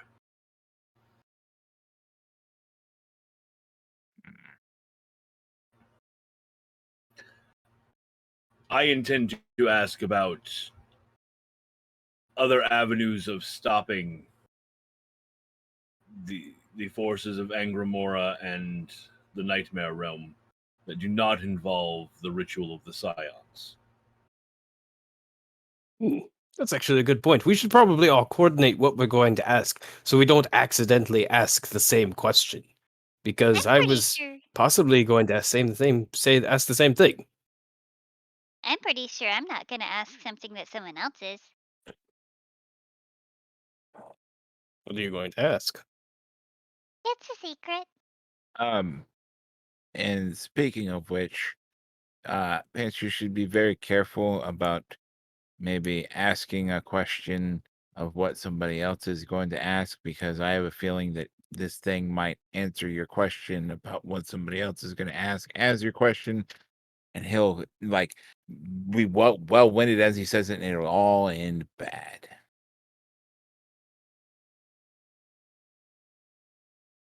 Yes. Sure. Yes. So, I think. Dandy, you know your question. Uh-huh. I have a guess as to the subject matter. Tarios is going to ask about chicken nuggets, or possibly beef. I can guess what Venfira is going to ask about.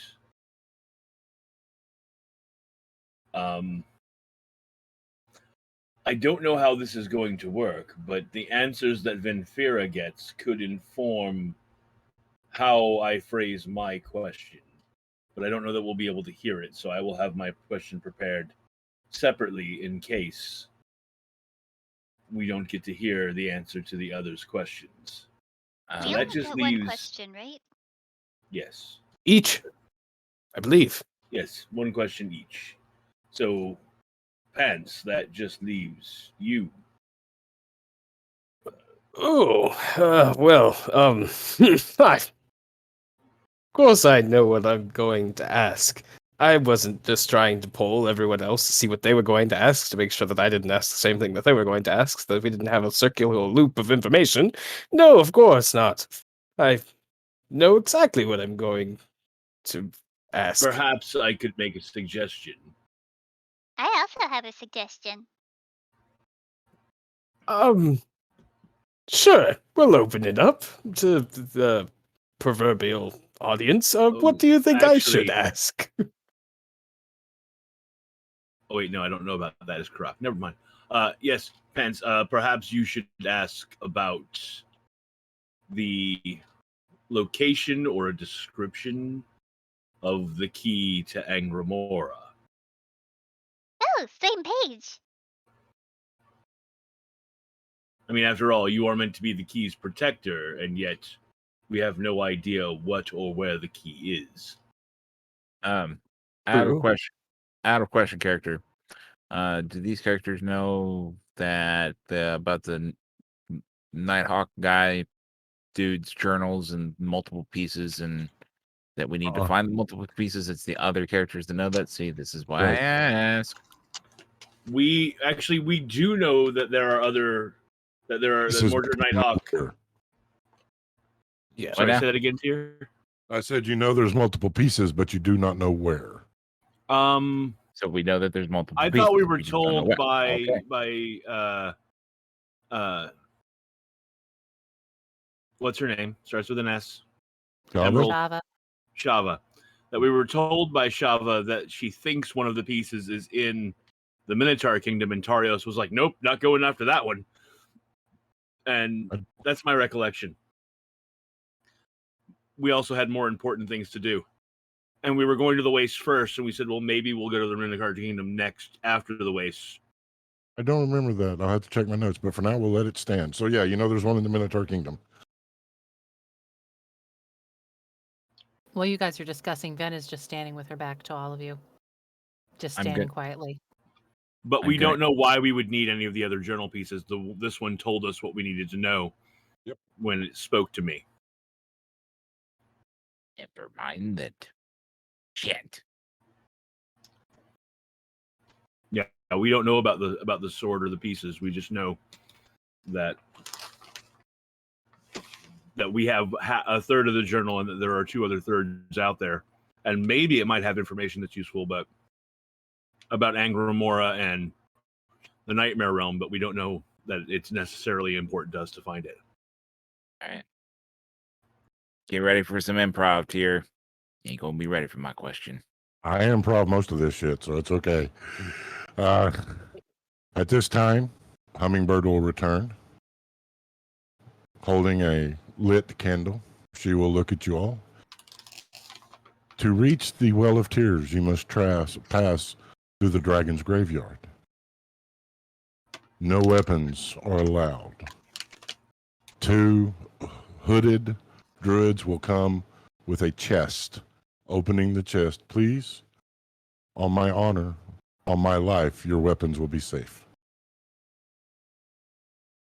And starts taking the stuff off immediately, starts putting it all in the box. Darius takes off what little bit of equipment that would qualify as weapons that he can detach. He then points at the horns and points at his hands and says, they kind of attached. We will allow your horns, good Minotaur. Karak places his weapons in the chest, but then pauses as he reaches to the dagger on his belt.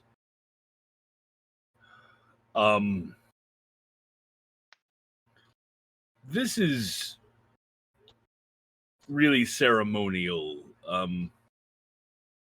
I don't even know if I can set it down and walk away from it. It was a bracelet before, and now it's a dagger, and it's apparently the one I have to kill all of the Scions with if we fuck this up. Oh. No, that will have to stay with you. That's what I thought. Then I'll walk over to the chest and put in her crossbow, the dagger from her belt, hike up her skirt and take the regular dagger and the bone dagger from her garter and set them in the chest. When she starts to hike up her skirt, Tarius blushes a little bit and turns away. Good thing you got a mask on so we can't see it. Mm-hmm. And even then, furry face, we still wouldn't be able to see it. What about Dandy? Well, She jumps in the chest. Dandy approaches the chest, takes off her 2 normal daggers, puts them in, takes off the dagger that was an extra one that Croc gave to her, puts it in the chest, puts the poison dagger in the chest, puts Back Eater in the chest, puts her rapier in the chest, and puts her short sword in the chest. She is a walking armory. Where does she hide it? We don't know. Full on Mad Max Beyond Thunderdome sequence. Go. Nice. All right. The chest will be closed. The 2 druids will do intricate hand motions over the chest. A lock that looks like it's made of energy will appear on the chest. At this point, you will be guided into the tree line where the druids in their ceremonial robes with their hoods up, each holding a candle in 2 single file lines, you are escorted to the middle. She will look at you and ask if you are ready. Yes, as ready I as believe can we be. are. At that point, Yes. the procession will begin to move forward. The lights dancing in the shadows that are around you. The druids will begin to hum. Their hum was slowly turning to a song. Away, away, where great ones fly, when they feel the calling nigh. Away, away, where great ones sleep, the eternal rest. Where they now their head take the last breath. Weep now, sisters, for this lifelight fades. Weep now, sisters, tend their graves. They will keep singing this over and over.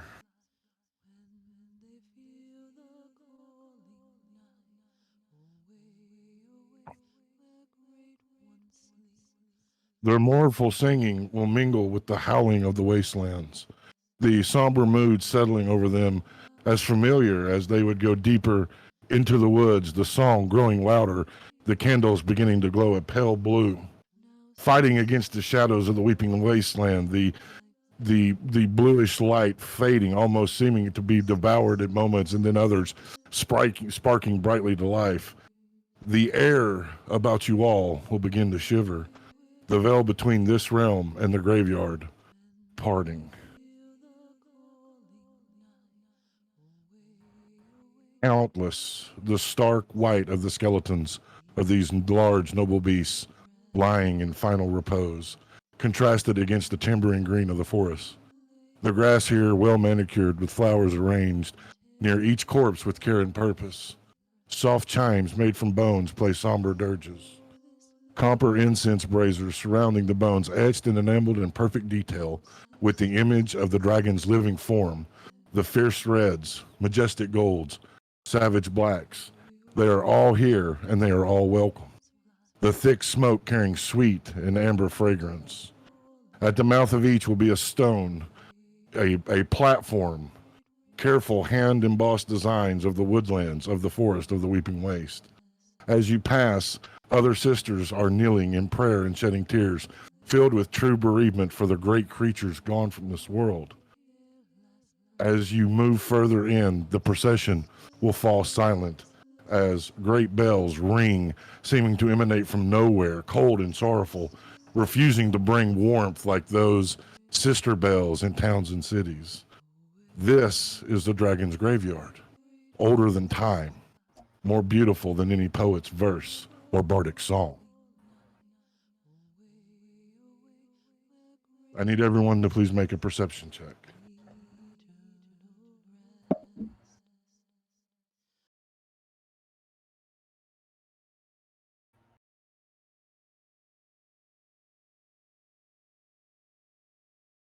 That's a Dandy. whole whopping 12. I think you're muted. I can't hear. Sorry, 17. 17. Corrupt. 19. Pants.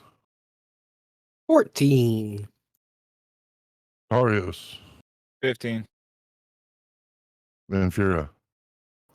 12. You all will notice that the well manicured grass that you stand up on changes to black mosaic tile. Scenes of majestic dragons in flight, in rest. The tile leading to a stone building with arches and columns. The gray stone of this building seeming weathered and worn as if it has stood through 1,000 millennia. The procession will split, encircling the building as you are led forward to the gateway, the door, if you will. Hummingbird will turn to each of you, lowering their hood, and only when you are standing in front of them at the entranceway will she dare break the silence that has clung to her so heavily. She will pull a small bag and hand each of you an iron coin. Place the coin in the well, and you will be able to ask your question. You get one question and one question each. We will be waiting. Good luck, my friends. She will raise her hood and step to the side. Thank you. Well, shall we?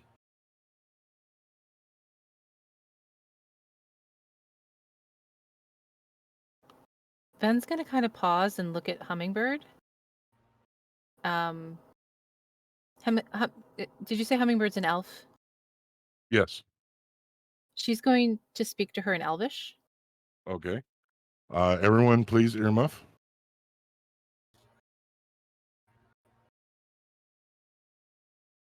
But what if we speak Elvish? Then don't earmuff. Wait, where is my language? I speak Elvish. Are you sure about me talking to the well? As sure as I can be, child. You know what I am, right? I do. I have an idea, at least.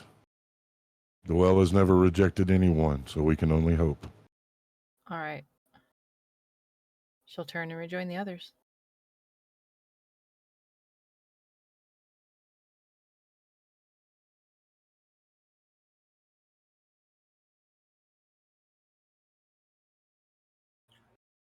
All right.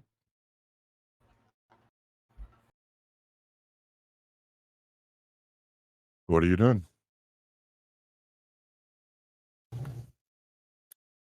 Suppose we will. Croc will look to everyone and make sure we're all going, and then start slowly walking forward towards the building.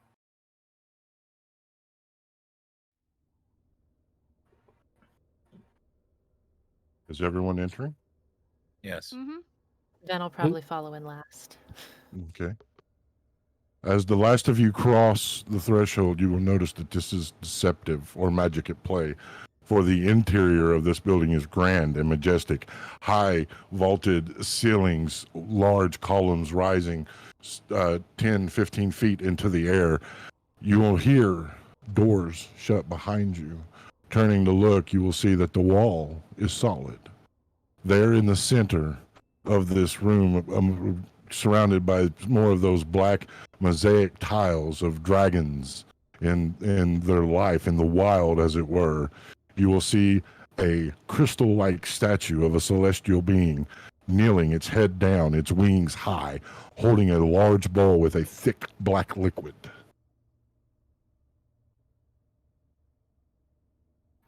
I suppose that is the well. Yeah, I guess we toss our coins. Yes. I believe so. Who's first? Do we do it one at a time, or do we all put them in at the same time? I think one at a time will be better. Cast your lot together. Or not. All right. I guess What that the answers that hell? question. Step forward, children who seek knowledge from beyond. Cast your lots together. The well of tears will heed your call, for you have been blessed by the druids. Wait, does that mean that we do only get one question? Or one question each? No, our coin is your question. We all have one. It's just going to do it all at one time, apparently. That's efficient. Pants will go over and he'll wait for everybody else to get there to drop it at the same time. Yep. Karak will go over and join. Same. As guess you we're doing cast your coins into the well, the creaking of the crystalline statue as it raises, standing tall, the wings spreading higher, catching the light that seems to emanate from nowhere, casting 1,000 spectrums across the room. The thick liquid will bubble and begin to spill out. In a moment, you will feel yourself as if you are drowning.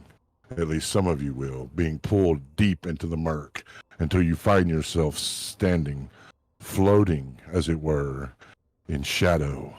You see faces like smoke coming further and closer, further and closer.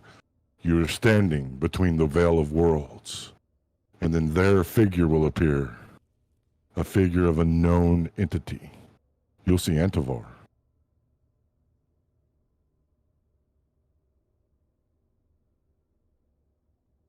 From the look on your faces, I may have chosen wrongly. This was a figure that you all had strong emotional attachment to. Less Yes. of an Strong attachment, emotion. less of an attachment, more of a nasty reaction. By strong emotional attachment, you mean justified, intolerable rage and murderous intent. Yes, we do have a strong attachment. I speak for the veil. If my form offends you, I apologize. I will not change at this time, as it will force you to have to try to return to me, and that can be dangerous. I see that you each have cast your lot. You each have one question.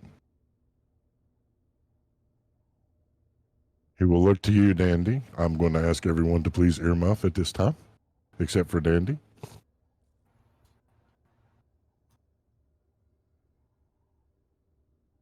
What is your question, child? Well, it's a good thing I don't have my weapons on me. Is that your question? It is not. Would killing Antivar LeVay ruin any chance of us saving the world without having to reset it?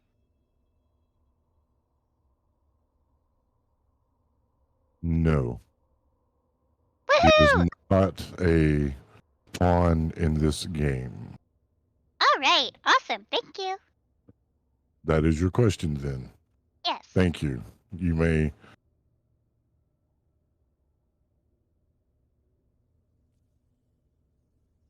All right. I'm rolling dice to see who goes next.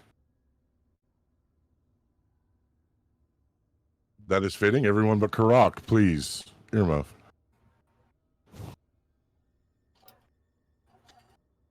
Greetings.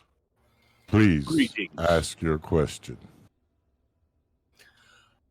I am the voice of the Scions. It is my prescribed duty to complete the ritual and sacrifice all of those who are called as Scions in the waterfalls in the Emerald Forest, and then to take my own life to reset the world if the forces of Angramora and the Nightmare Realm cannot be stopped and put back on their side of the plains. I wish to know if there is a way to avoid resetting the world, if there is a way to stop the shadows and the nightmares. There is a way to stop the coming of the chaos. You must kill the Prince of Angramora, slay the wizard Zakez, and dethrone Dave.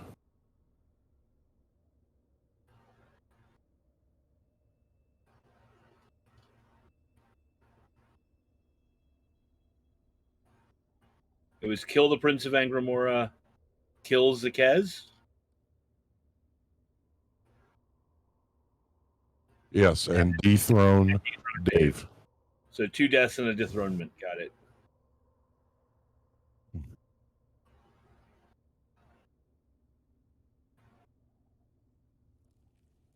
I wish you luck on your journey, for even those here in the Vale do not wish to see the time of chaos. I thank you. I don't suppose that as part of the answer to my question, you can tell me how the Prince of Angramora can be killed, or how Zakez can die. I cannot, but I can tell you this. Do not believe everything you see. All right. I thank you.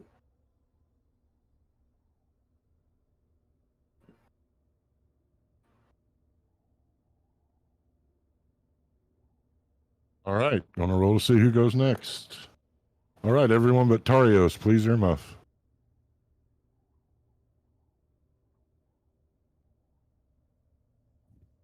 And your question, Your Majesty. So I actually want to have fun with this tier because I have 2 different questions I have in mind. So I'm actually wanting you to roll a dice, so I can choose which one to go with. So we're going to say namesake is high, and king stuff is low. I rolled a 6. All right, so that's namesake. So when asked about his question, You said king stuff was low, just so you know.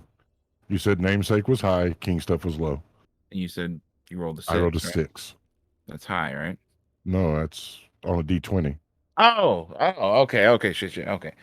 So then, that's gonna make this a lot easier. So he's going to think about how they said chicken nuggets and beef before, and he's going to say, how close are they to finding me from my uncle's death? They are within 3 days of finding you. If they find you, they will take you back by force if necessary. If you do not wish to be found, find a way to get ahead. I'll shake his head.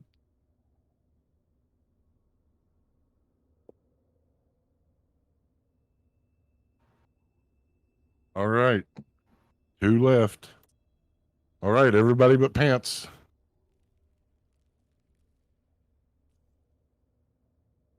Ask your question, Construct. Oh, well, I have to say I'm a little nervous. I've never been in this area before, and meeting you in that form is a little unsettling, but You lie. ever Go since ahead. it is unsettling. You're unsettling. Everything Very about well. this is unsettling. Wait, what do you... Hang on, wait a second. That's... Ask your question. But you said something about me, and then I would therefore have to ask you a question to know what you would mean. And that's not exactly fair, because I do have a real question here. I'm not just genuinely stalling. Then ask your real question. Well,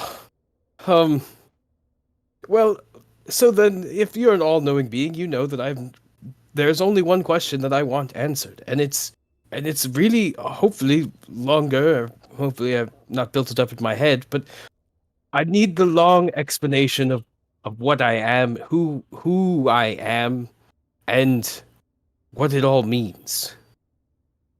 You are a warrior. You was a great warrior. You was a mighty warrior. You were called from the days of your birth to be a protector, to stand the gap. You were born to be the protector of the key to Angramora. You fell in battle. A great wizard saved you by placing you in this shell. You are what you have always been and what you will always be. Scion of the Awoken, protector of the key to Angramora, and a prince to a fallen kingdom that was once known as the Sword of Hope.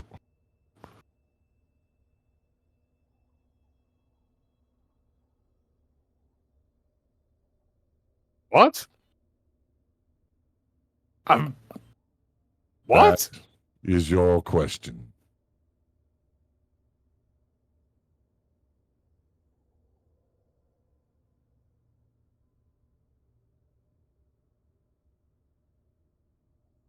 Alrighty, so we have one left. Everyone's questions have been answered as the shadows and the smoke begin to continue to swirl around you. The faces emerging. Some faces even might be familiar as the dead speak through this single entity. Everyone but Venfira, please their muff.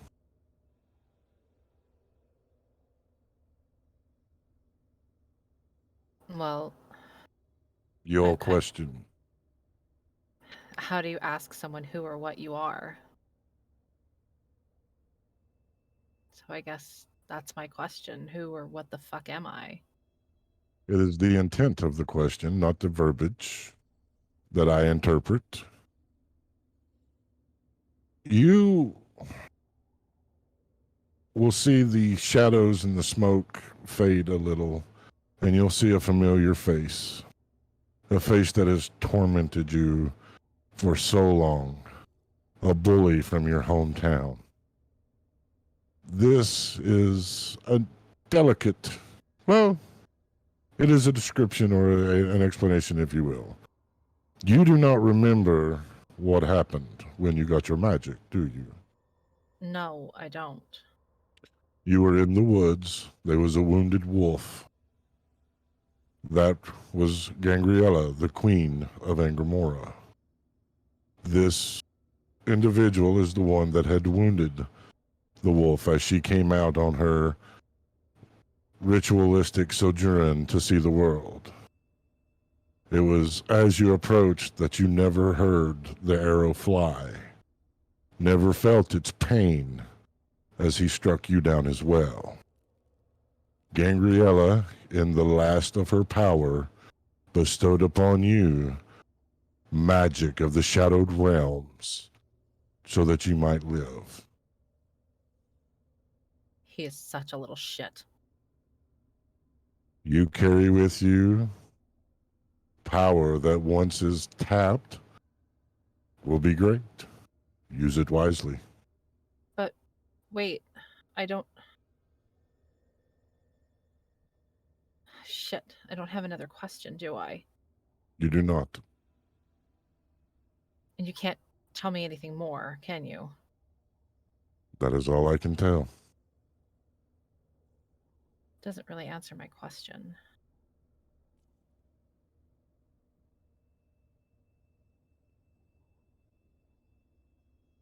I was just getting to the really emotional part of the song I was going through. Wait for Locke to see me. Puppet arm. Put him in chat.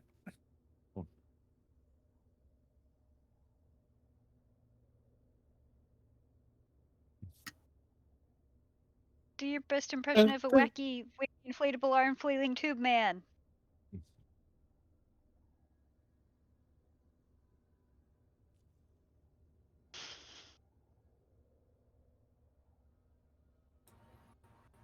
Okay.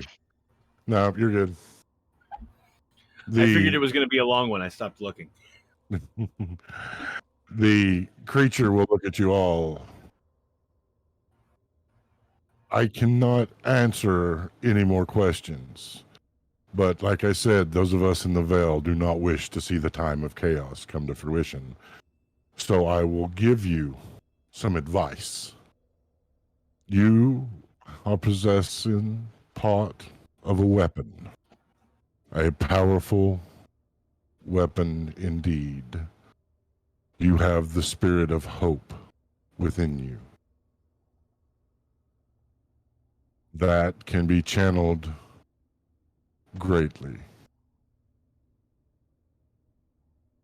There is someone that you must seek. Find this individual by the name of Kuma, Kuma. They dwell in the free cities. Find them. They can help you find your next leg of the journey, though they may not know it at first. Free cities, like Iron Sage free cities? Well, there's Iron Sage, there's Glandamere, there's Rookspire, the free cities. You technically just answered another question. Boom goes the dynamite. Give me an intelligence saving throw, please. Oh no! Tarius reaches over and smacks Pants in the back of the head. Look, I just have to do these kind of things. Oh, come on, D&D Beyond. Why'd you decide to close everything out and then open up a different character? Intelligence save. That is a natural 20 plus 3. Good, you'll take half damage. You will take 65 points of psychic damage as you are dropped to your knees, and the voice will thunder, "Do not toy with me, child. This is not a game. Do you not understand where you are and how easily I could destroy you? Holy shit. I have Sorry, given you my words. Be gone!" And you will Sorry, wait. he's sorry. The crystalline statue kneeling once more, the bowl lowered its head in repose. Then, could I ask a favor? What? Would you Call him a dumbass? Yes, that's the one. Just gonna look over at Pants. You lived with a goddamn wizard and you never learned not to talk back and be rude to immortal beings. Dumbass. Well, it's really hard to think when somebody tells you you're not actually a construct but the spirit of the Prince of the Sword of Hope, now is it? Wait, what? That's right, bitches. I'm apparently royalty. You know, tug at his I'm armor sorry. that doesn't You're a come royal off. pain in the ass is what you are. Wait, I'm sorry. First, I could heal him because he looks like that hurt a lot. But I'm going to look at Tarios. Oh, I think it would be more appropriate if you were to take care of that. Yeah, because it would impart the lesson. And yeah, would you mind? Tarius Repeatedly punch him in the face. Yeah, Tarius reaches over and his hand glows white, and he's like, "Dumbass!" and smacks him and heals him for. Let me see what my hand of healing is. 1d6 plus 2. Oh, and you're also cured of any if you got like if you're poisoned or whatever. Because I'm a doctor now. Because I'm a doctor now. 5. I didn't see you go to medical school. Hey, I went to the medical school of level 6. All right, now, Pants, would you please repeat what you just said, this time slower and with perhaps more words? You're Right, not a so- construct. Correct. My question was what I was, and apparently I am so old that a wizard saved me and put my soul into a body, this body. I am the Prince of the Sword of Hope. What was once called the Sword of Hope, although not remembering exactly where Sword of Hope was on a map at this moment, as everything inside of me hurts. Dagobah system. I've never heard of the Dagobah or the system of, but it's somewhere. Yeah, well, at least somebody got an actual answer. Let's go. Look, you almost got me to ask something else. Did you not get an answer, Venfira? Taurus will turn and Don't fucking worry about it. Let's just go already. I thought we were supposed to have no secrets as a family. Still rubbing himself from taking 65 points of damage. You know, Pants, sometimes you can fuck yourself. Let's go. I don't have genitals. well, That's then your does problem, not mine. Does that mean that So- you might be a princess? I mean, so we also learned a couple of other things. That what you just said, Pence, though, is very interesting. He's told us after he answered each of our questions. He told us that hope was a weapon. And if you are the Prince of the Sword of Hope, that doesn't seem like a coincidence to me. Also, he told cheeky. me not to believe everything I see. Well, if we're telling all, Taurus will kind of look around in all directions and say, I'm Weem. Yes, Weem. Weem, we're gonna have some company in about 3 days. We should probably be boot scooting. I see. I'm sorry. Why? Still rubbing himself because he's really hurt. Taurus, seeing that you're rubbing yourself, that you were really hurt, and that you were kind of full of sass again, his other hand will glow white and says, "Here, let me help you with that." Smack again, and this time you're going to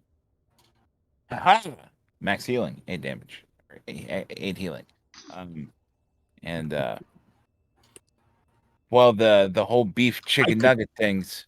Watch that all day.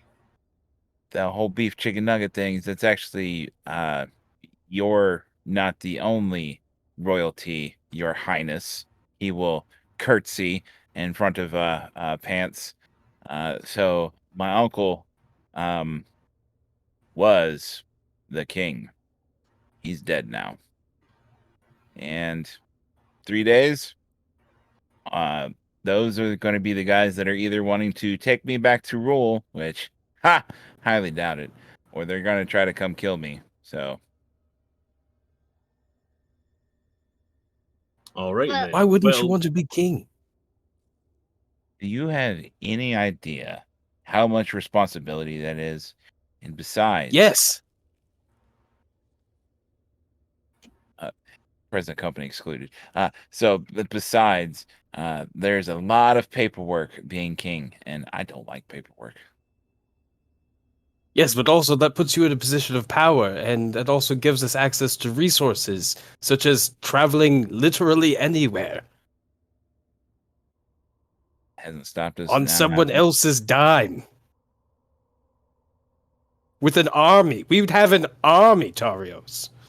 Oh, So now you're not opposed to using someone else's money. Taurus will squint at Venfira because she didn't necessarily provide an answer. Kurok gave an answer. Pants gave an answer. He will then turn and look at Dandy. Well, Miss Sunflower, are you going to be as he will kind of point over his shoulder towards Venfira as sharing as some, or did you get an answer? Yes, what's this good news you said you had?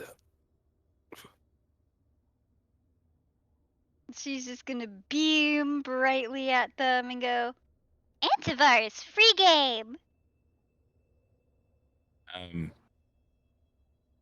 Well, I needed to know if he was important to us saving the world in any way. Like, if we killed him if that would screw everything up. And now I don't have to worry about that. That is, in fact, good news. That brings me joy. I kind of Not planned on to. killing him no matter what, so I mean, I we guess were that already is a going good thing. to. Jumping Guilt-free back killing is always good. real quick. Speaking of killing, I didn't actually give my answer. The "do not believe everything you see" was told to me sort of as a freebie. So you get a freebie, but I call a guy out from making another question. I get hit in the face. I Perfect. asked for a clarification on the answer to my question, and he said, "I can't answer your question, but I can tell you this for free," and told me not to believe everything I see, which is pretty generic when it comes, but it might be important later. Anyway, moving on. I asked if there was a way to avert the time of chaos and stop the nightmares and Angramora without having to reset the world using the ritual of the Scions. And he told me how to do it.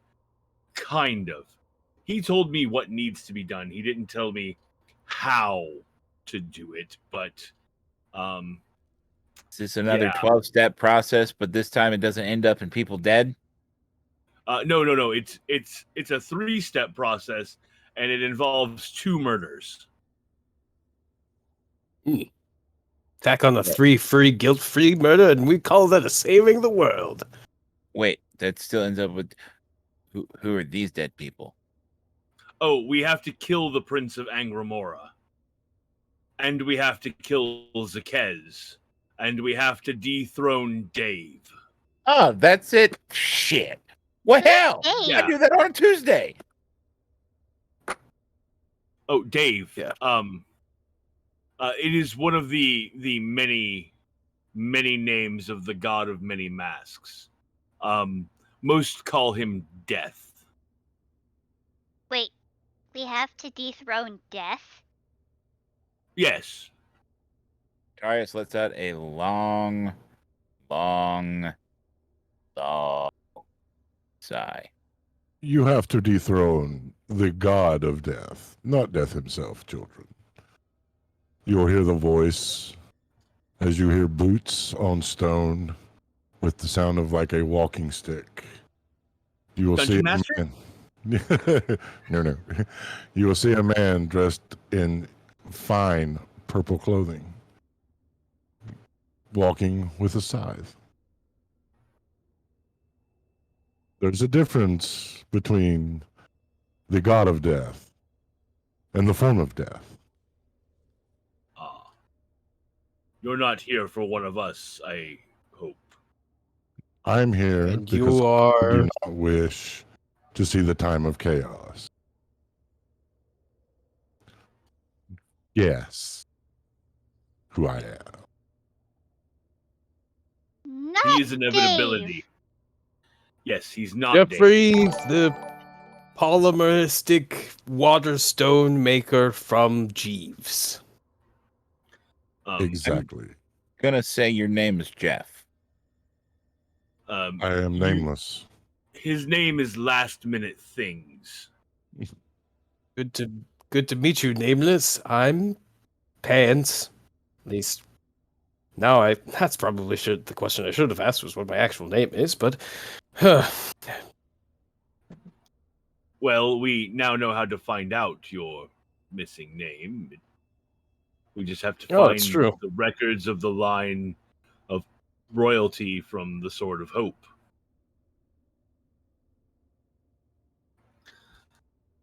But it seems to me first we need to hear what our new friend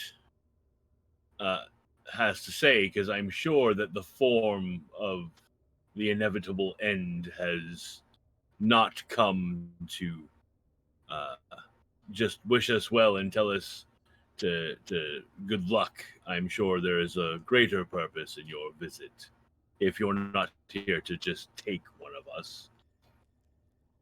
I'm here because the Well of Souls, the Well of Tears, whatever men are calling it nowadays, is an impossible hurdle in what you're doing. I'm here to give you some information because I'm partially to blame for what is going on. So I am here to give you some information.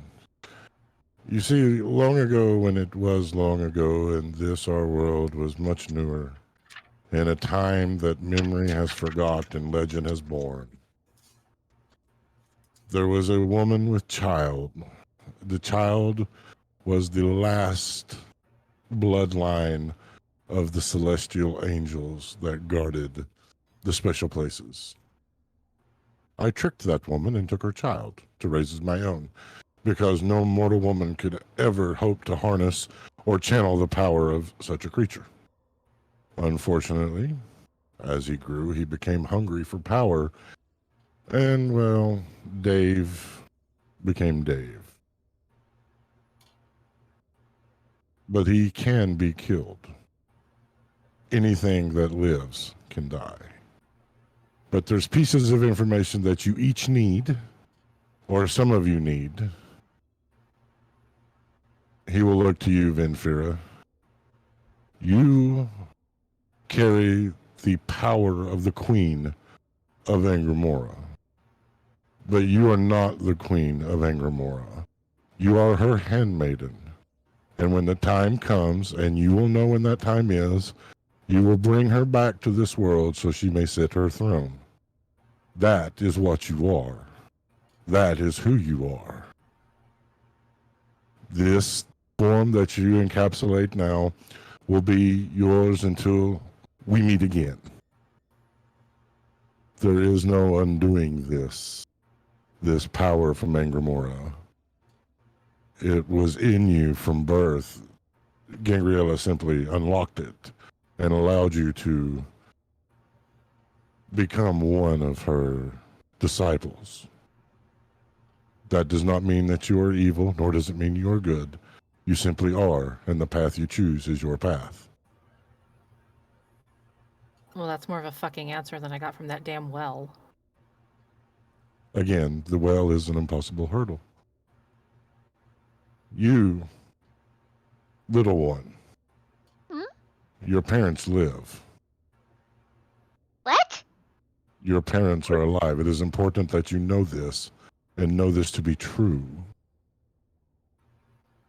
The book was designed to destroy any that looked upon it and could not master it. So it took your deepest, darkest fears and manifested them.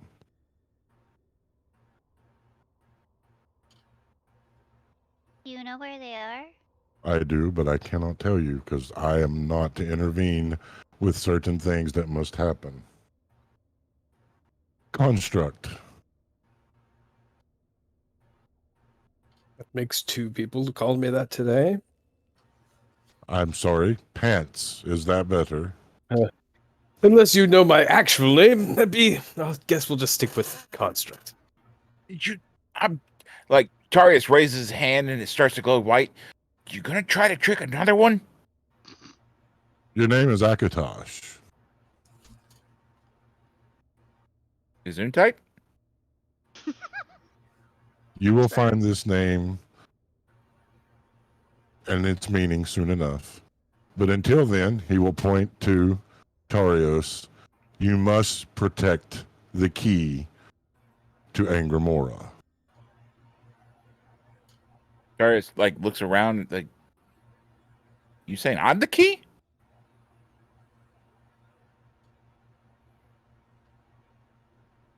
What I have spoken to you cannot be revealed to others.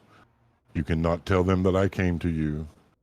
You cannot tell them that I broke the path that I am on, as my punishment will be severe enough as it is for what I have done. But I Yes, cannot we did the whole Oathbreaker thing, the bush, and about anything that we saw in here. So yeah, we kind of magically can't talk about this anyway. You're safe.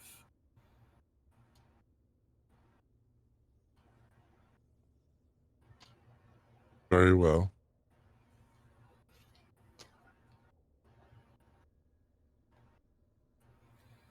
So Tarios is the key, and Akatosh, Aki, is his Kuntai. protector. Yes. Your namesake was the key before you, Tarios. He never found out. Darius smacks his forehead. Is it still glowing white?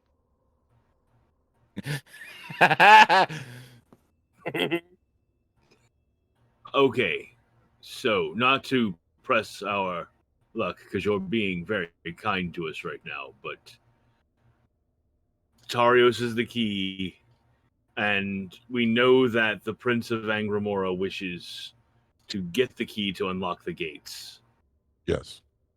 We know that Venfira is the handmaiden of the Queen of Angramora and the one who can bring her back when the time is right. Yes. Oh no. I feel like people are going to be coming. Angramora and their forces are hunting the key. 3 days. Are they also hunting Venfira? And if they were to get, we know what happens if they get Tarios. What happens if they get Venfira? Gangriella cannot return. And we want that to happen, right? Yes, because as long as the prince sits the throne, the time of chaos, Gangriella sitting the throne negates that. And this means that those that were after me that will be here in 3. Oh no. There is one last piece of information I will give you. You are not in this alone. There are others that are seeking to stop and have made great strides. Are they torchbearers? You could call them that. They too carry the torches of hope. Maybe your paths will cross, maybe they won't. But know that you are not alone. And you'll be standing in the clearing in the Druid's Enclave. And this is where we take our break. I was about to say, and then are we alone? And then we say, you bastard! Yes, you bastard! Take fist. Count that.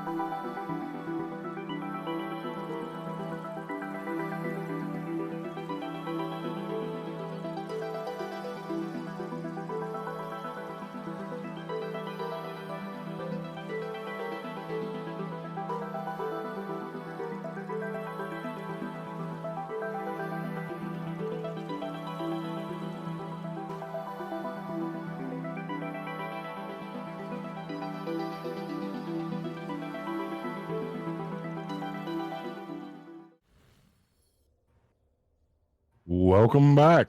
Thank you so much for hanging out while we took our break. Get some caffeinated beverages and such. Before we left, the party had visited the Well of Tears. They had traveled to the veil between life and death and spoke with the ambassador of such. They were each allowed to ask one question. Some of them were more confused when they left than when they got there.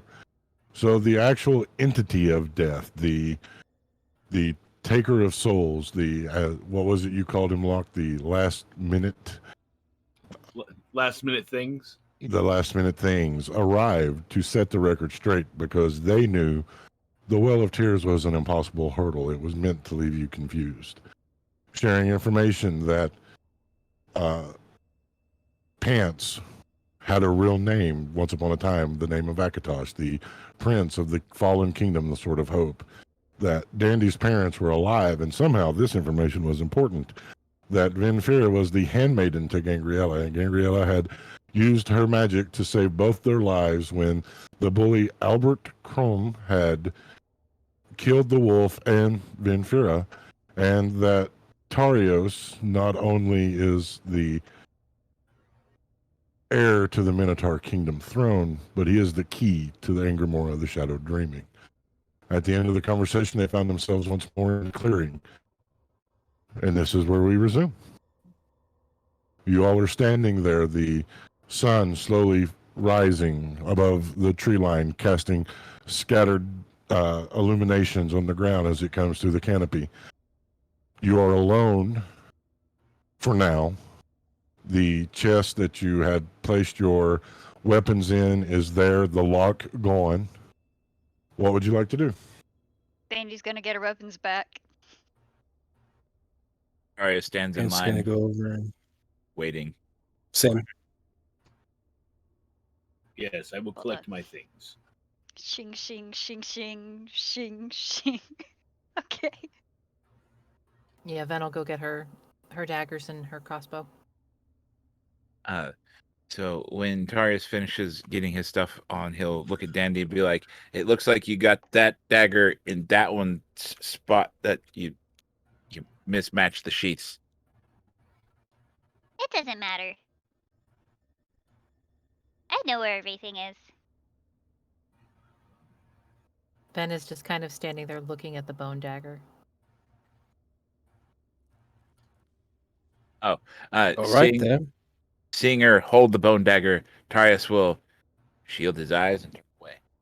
He's assuming that she will be putting it away. Pants will go over and just be like, "You all right there?" Not really. I mean, I guess that's what I wanted to know, but it's kind of fucked up. Agreed. It's not every day you find out that your destiny is sealed, signed, and delivered. Whether it's good or bad is really up to everyone else's interpretation. Yeah, well, if the well was honest with us, sounds like the whole reason I'm in this mess is the fucking kid who bullied me when we were younger fucking shot me, and Gangriella did this to save me. That makes two of us that were saved by someone unknown to us. Bigger power. Yeah, well, yours didn't leave you in a shit situation, did they? I'm not so sure about that. Remember what the ancient adage is. Paradise is a prison when you can't leave. I'd have taken that over being beaten and bullied and despised by my own parents. That does make it hard, but I've heard that even in those dark moments, it's when we find out what is most important to us. The treasures hidden at the end. Tarius is standing there as they are conversing, looking very antsy, like looking left, looking right, looking forward, looking backward, looking in all directions. And sometimes, speaking a little louder so Tarius can hear him, sometimes responsibility cannot be avoided even when one wants it. nothing to do with it. Yes, you know what they say. What do they say, Karak? That trying to avoid responsibility is like digging a pond and hoping for ducks.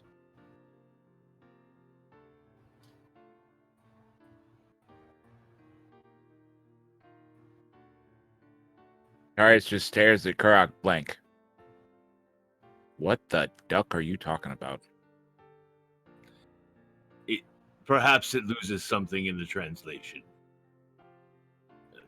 If you I think dig I've a read that pond somewhere.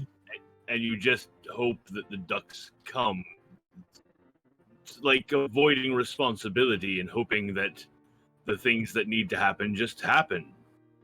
Look, if the ducks want to have Yes. sex in a pond, it's on them. I'm not going to judge them for wanting to have sex in a pond. But anyway, we need to get going. No one even brought up sex. Wait, hang on. That reminds me. Kashmir Rose, that's in a free city, correct? Yes. Well, we might as well go say hi to Baynard while we're there. It would. I- Yes. I agree, Pants. And Tarius claps him on the shoulders. We must be very careful in returning to the free cities. Last time we were there is when we encountered the demoness. Ah, beans. The demoness is probably looking for one or both of you, and he gestures to Tarios and Venfira. Ah, fuck beans. So we should. But wait, Croc, there are 3 free cities. We don't know which one we're supposed to go to. We don't, but fortunately we have a friend in one of them who perhaps might have a lead on who this Kuma is and where we can find him. I don't want to go back to Iron Sage. You and me both. You couldn't pay. Doesn't to go Iron back to that Sage school. Doesn't Iron Sage not exist anymore? Didn't you get a message about that? Oh, I need to make a point of clarification. The Free Cities is an actual city-state named the Free Cities. There's on the continent of Vern, there's Iron Sage, Glendomere, Rookspire, and the Free Cities. So it's just one large city-state with multiple fractions or baronies or whatever, shires, however you want to word it, within. Yes, the Free Cities is a large place, and there are multiple population centers that this Kuma could be in. But hopefully, with as many people pass through the Kashmir Rose, perhaps someone there has heard of them. But as I said, we should be careful. And yes, I do not. When I left the Iron Sage army, I had no plans to return. In fact, my plans were to head home, but I knew that it wasn't a straight line. It saddens me that Iron Sage has fallen, but I fear until we solve some other greater issues, there is nothing to be done for that. Make an insight check, Karuk.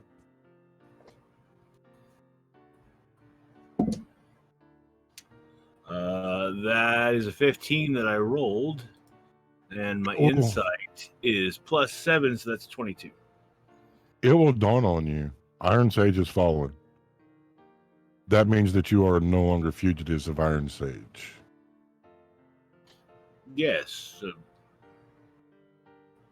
So, I mean, at least the problem of us being hunted by the Vanishers is no longer an issue. Right, but didn't it fall to the Minotaurs, so that still puts Tarios in trouble of getting put on the throne before things can get finished? Or being assassinated so that, yes, the someone else can have the throne without having to worry about Tarios coming in and exerting his rightful claim.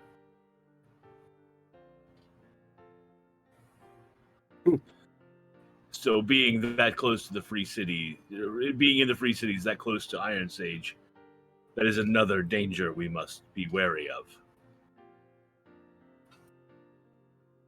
Might sound like a wild idea, but I think I remember hearing about a story where a group of people were trying to protect one object, and there were a large group of people, and they decided to split up. This might sound a little wild and a little crazy, but what if myself, being bound to protect this handsome Minotaur here, why don't him and I look for this other group that has made strides, while you three search for Kuma? Wait, you want to go off God only knows where and send us off to the Free Cities? I was suggesting that we just speak about it. You're a fucking dumbass. I, once again, agree with Venfira on this point. I think that we have two targets within our group that the forces arrayed against us will be hunting for. Multiple forces.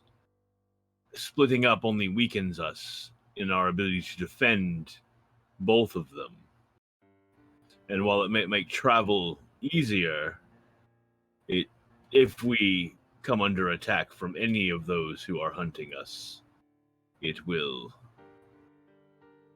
surely be the end of us. And if we fail, then the world dies. Plus, Pants, you speak Gnomish. Surely you've heard the phrase, and she will say it in common. Never break up a party before it's finished. I never said it was for permanent. I just, like I said, it was something, an idea, a suggestion. Because again, yes, it is way easier to defend both of them being here. However, separate makes it harder for our enemies to get hold of us. Or easier. Or it makes it easier. Because there's less protection. But they know where both of us are currently. If they are coming in 3 days, they're expecting all of us to be here. But if they're not... Yeah, if they're coming in 3 days, it's all the more reason for us to not be here and put my aunt and the others in danger.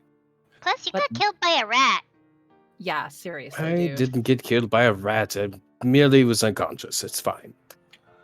The point being that only one of the groups that is hunting us, the least of the groups hunting us, I should point out, are on their way here and will arrive in 3 days.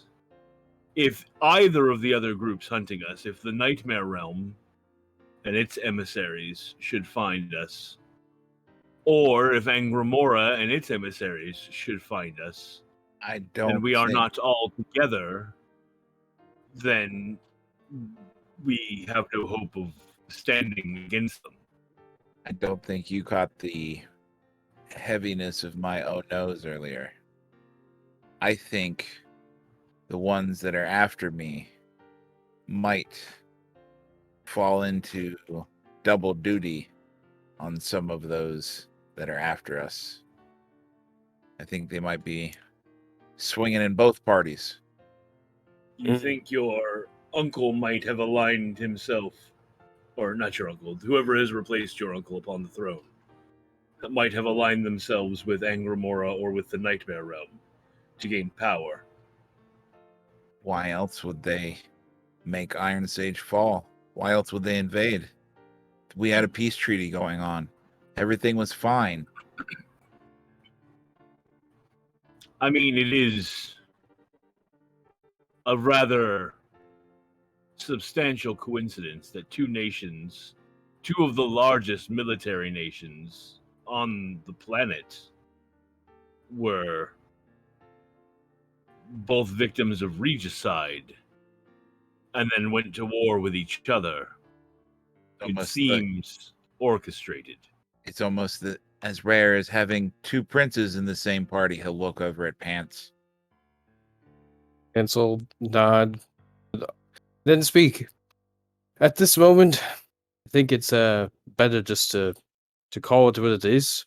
And while I may have had royal blood, I am no longer that, and he'll kneel as your protector. I pledge my life to you, Tarios. Wherever you go, whatever you wish, I am at your call.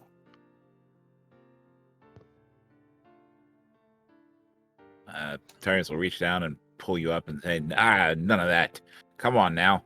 And we've got bigger things to do than to have that kind of stuff going on.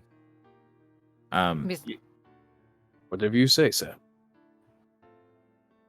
Besides, I don't think we should waste our time looking for this other group.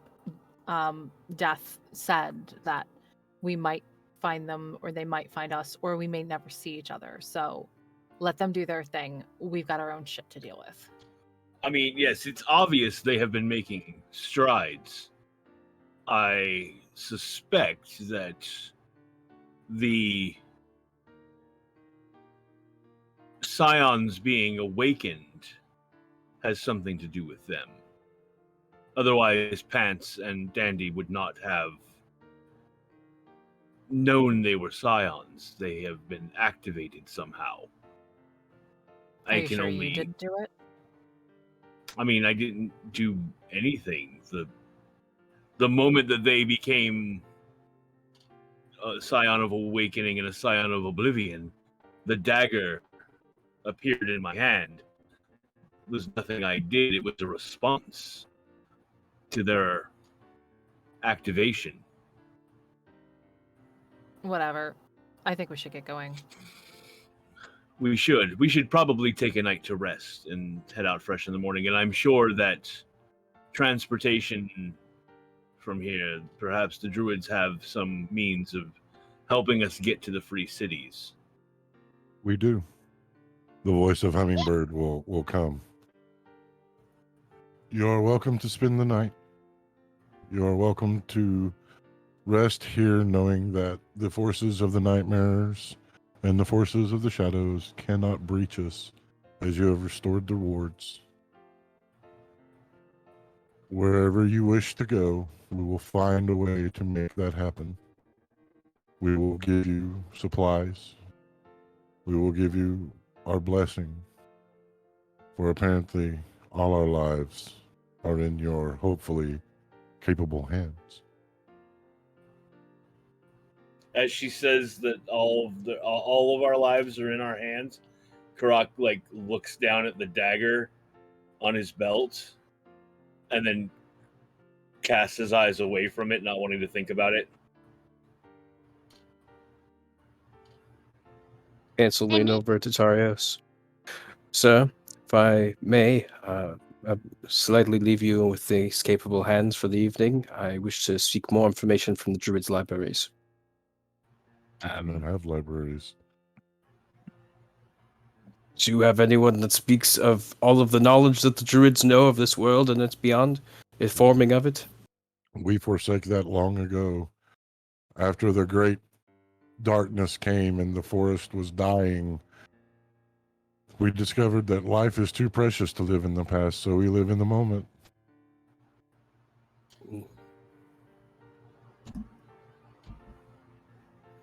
Very well, then. Pardon me a moment, Hummingbird. I turn and look at Pants.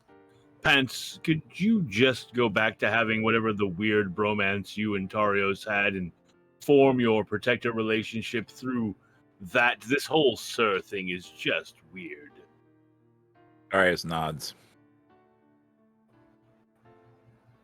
Hansel mumbled to himself. Clearly, you've never heard of a servant and a ruler having a bromance, but being respectful about it. But all right then. Whatever you say, voice of... Oh, no, whatever. You got it, Karak. That's much better. Like that. Just with everybody. Just like that.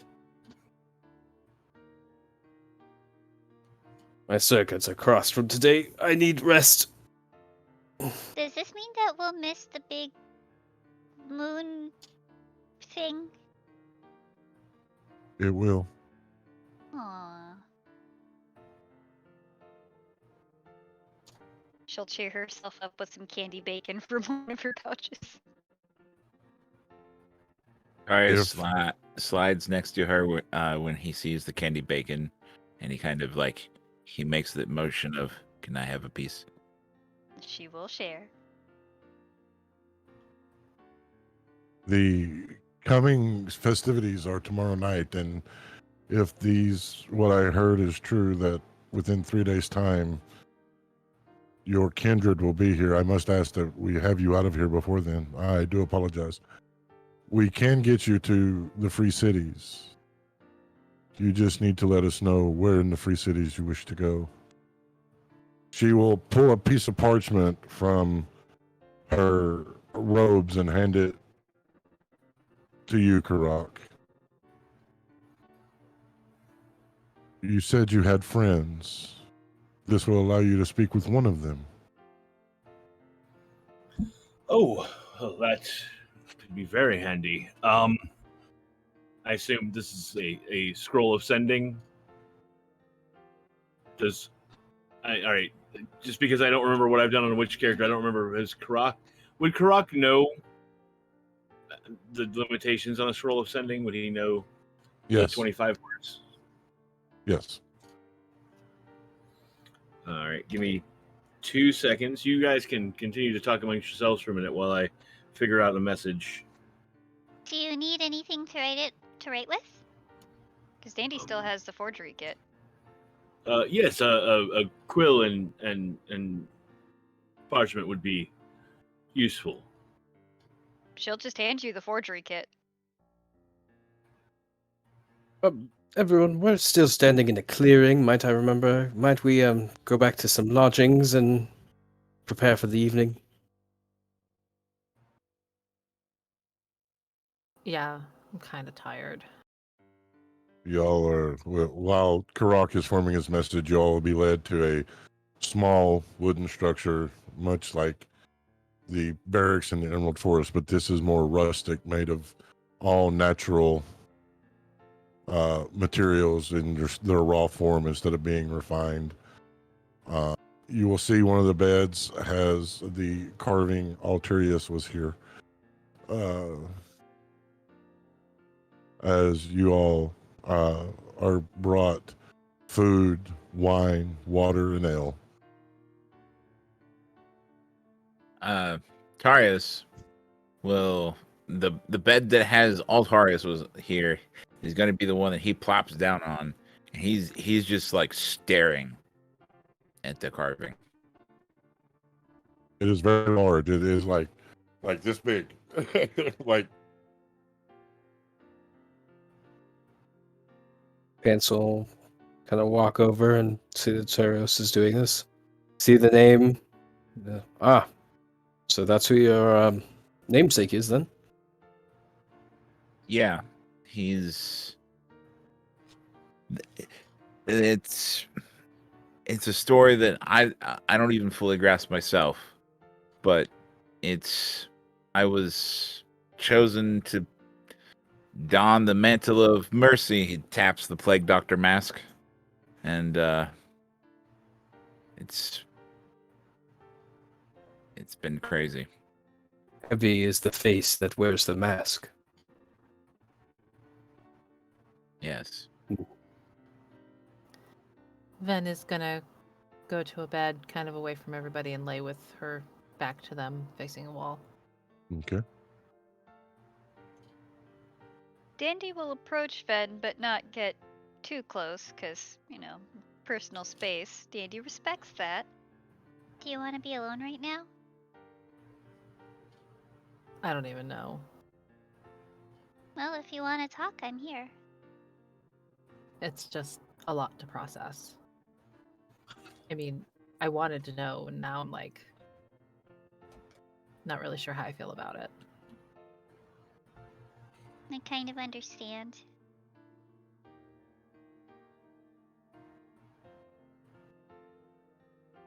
And, If she stays, okay, go ahead. sorry. And knowing that this is someone else's fault doesn't help any. I already hated the little shit.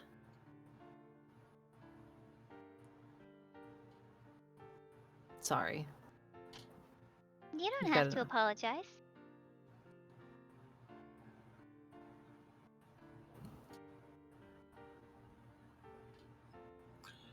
Sorry, I had background noise. It's just the whole carrying somebody else with me thing. It's fucking weird. And I don't like the idea of not getting to make my own choices about shit. Had enough of that when I was younger.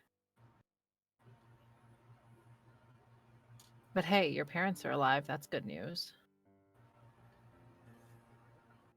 It is good news, but it also makes me really confused. Wondering why they didn't come back for you. Yeah. Well, maybe they couldn't. Maybe something else happened. Alive doesn't necessarily mean free. It almost worries me more than if they were actually dead. Then I'll actually turn over and look at Dandy. Once we get this shit sorted, we'll figure it out. Thank you.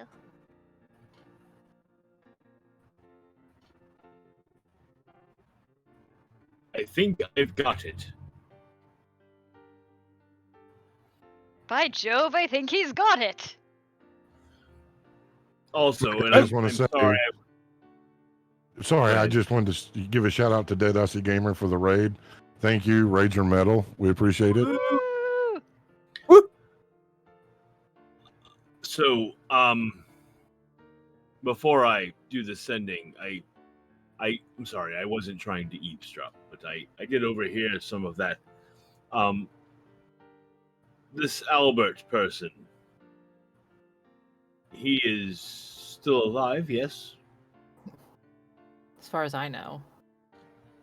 Okay, so our current to kill list, just so we're clear on who all we're murdering, is the Prince of Angramora, Zakez, Antivar.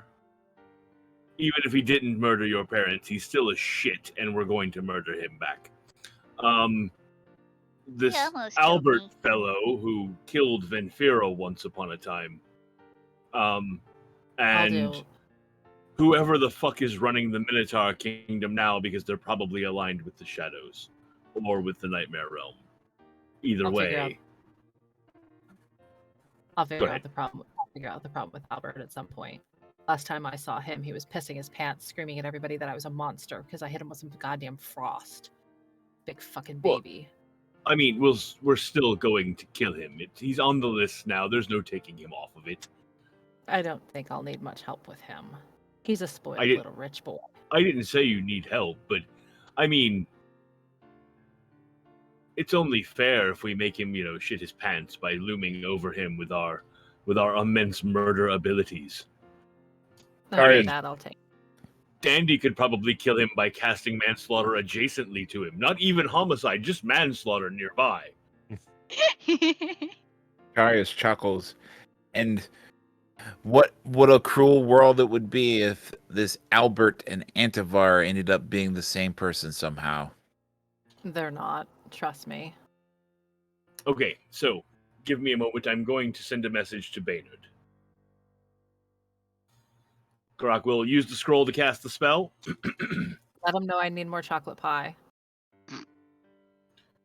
I don't have the words. Tell him I'm I at said 24 hello. words as it is. I'm sorry. I Just would. spell it all as one. Just the very last one. Chocolate pie. Is that one? I'll work it out. Baynard. I've got it. Instead of buy, say pie. Ah? Ah. Anyway, what were you saying? This is Karak. We are looking for someone named Kuma who resides in the Free Cities. Do you know where we could find them? Chocolate pie. All one word.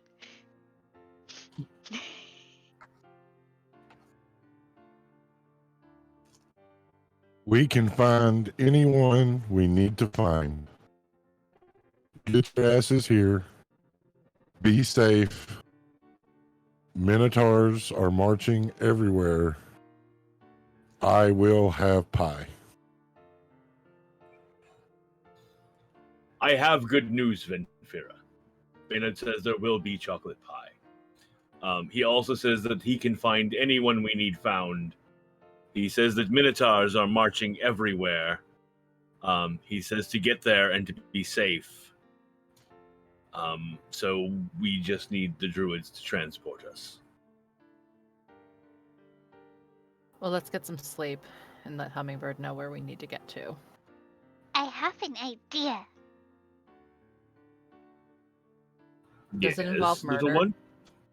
It does not, surprisingly.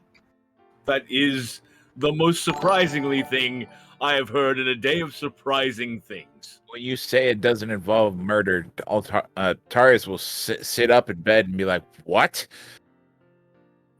Okay, so what we need is we need a lot of charcoal dust. And then we're going to smother it all over Tarios.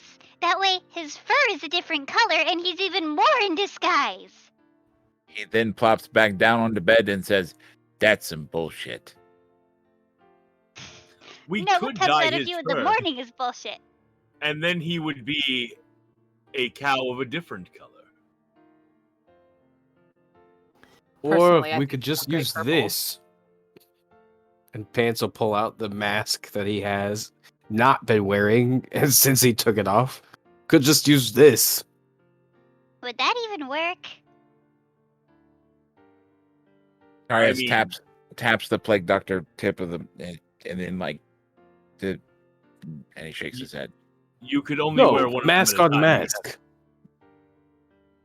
Mask on mask. You take off one mask, put on the fake face, and then you put on your mask. So it's a double mask. Exception. But then he'd look really weird because he'd look like a minotaur with a human's face wearing the mask. Exactly. He'd look like a freak of nature.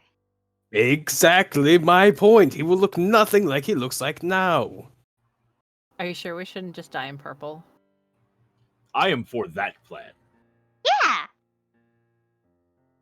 Tarius will look at Vinfira and say, "I had wild youth days, and I tried to dye myself purple. It did not stick." I remember my aunt telling me about somebody who accidentally turned themselves a funny color. Can't remember how they did it though. I think it was a candy maker. Usually involves tomato juice and a skunk.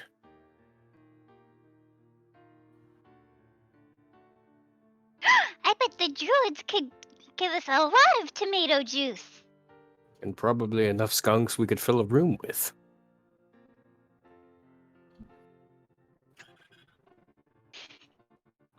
Regardless, we should probably get some rest. Probably. She'll just lean over to Tarios real quick. By the way, I do have a disguise kit. I don't know if anything will fit you, but it might help. Tarius will look down and say, I could maybe hide my right foot." I'm picturing a mustache on the Plague Doctor mask. Yes. Ooh. I'll be right back in 2 seconds. I have the perfect thing for this. It's just right in the other room. They'll never know it's me. Ha. It was me the whole time. Okay. Forgot. Okay. Y'all ready? Pants also has a disguise kit. He's got a mustache. Nice. It's pink. That's A pink mustache on a black. Yeah, that would be awesome. So, you all will rest. Yep.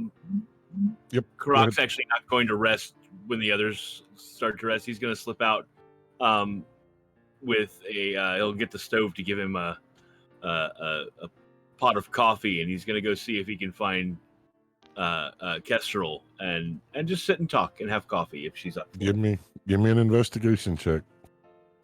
Or dog. That is a 9 plus 0. I have a 9. No, you can't find her, but you do spend a lovely evening watching a beautiful, beautiful night, drinking coffee until you time to come in.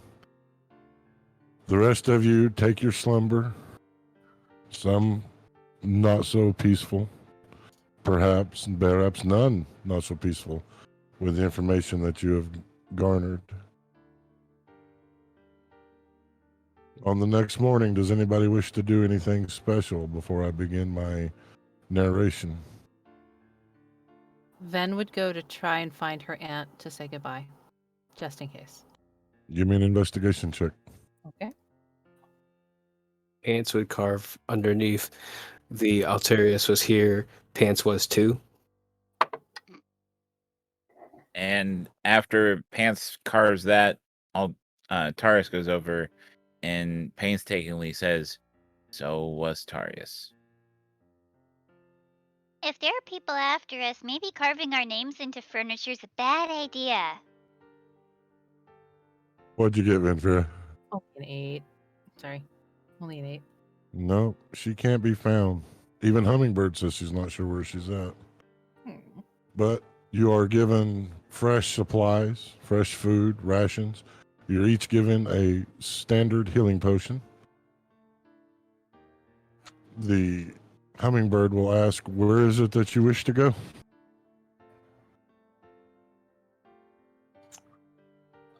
We wish to go to the Cashmere Rose. Oh. And I give the specific location in the Free Cities. I've visited a time or two. She will giggle with a wink. The druids, the druids will encircle this large oak tree, chanting their magic, coming slowly forming around this tree as it will begin to glow a soft green. The bark seeming to peel away, and you can see there through this glowing green portal the Cashmere Rose. And this is where we will end our story for this evening. I want to thank you guys so much for playing at my table. I want to thank the audience so much for coming along for the ride. I hope everyone enjoyed.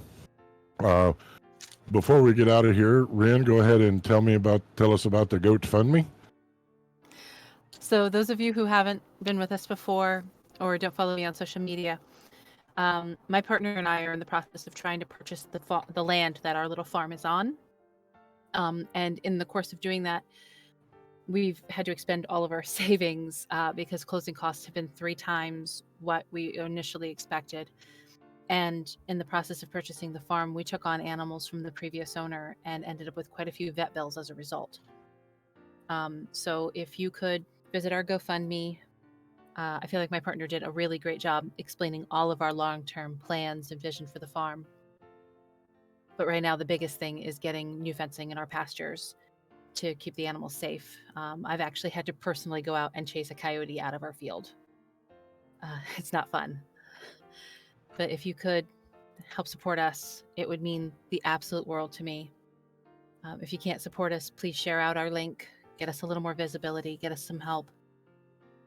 If you want, you can support us by going into the GoFundMe, go down to the bottom. There's links to buy some special t-shirts with our farm logo or with a picture of one of our animals on it.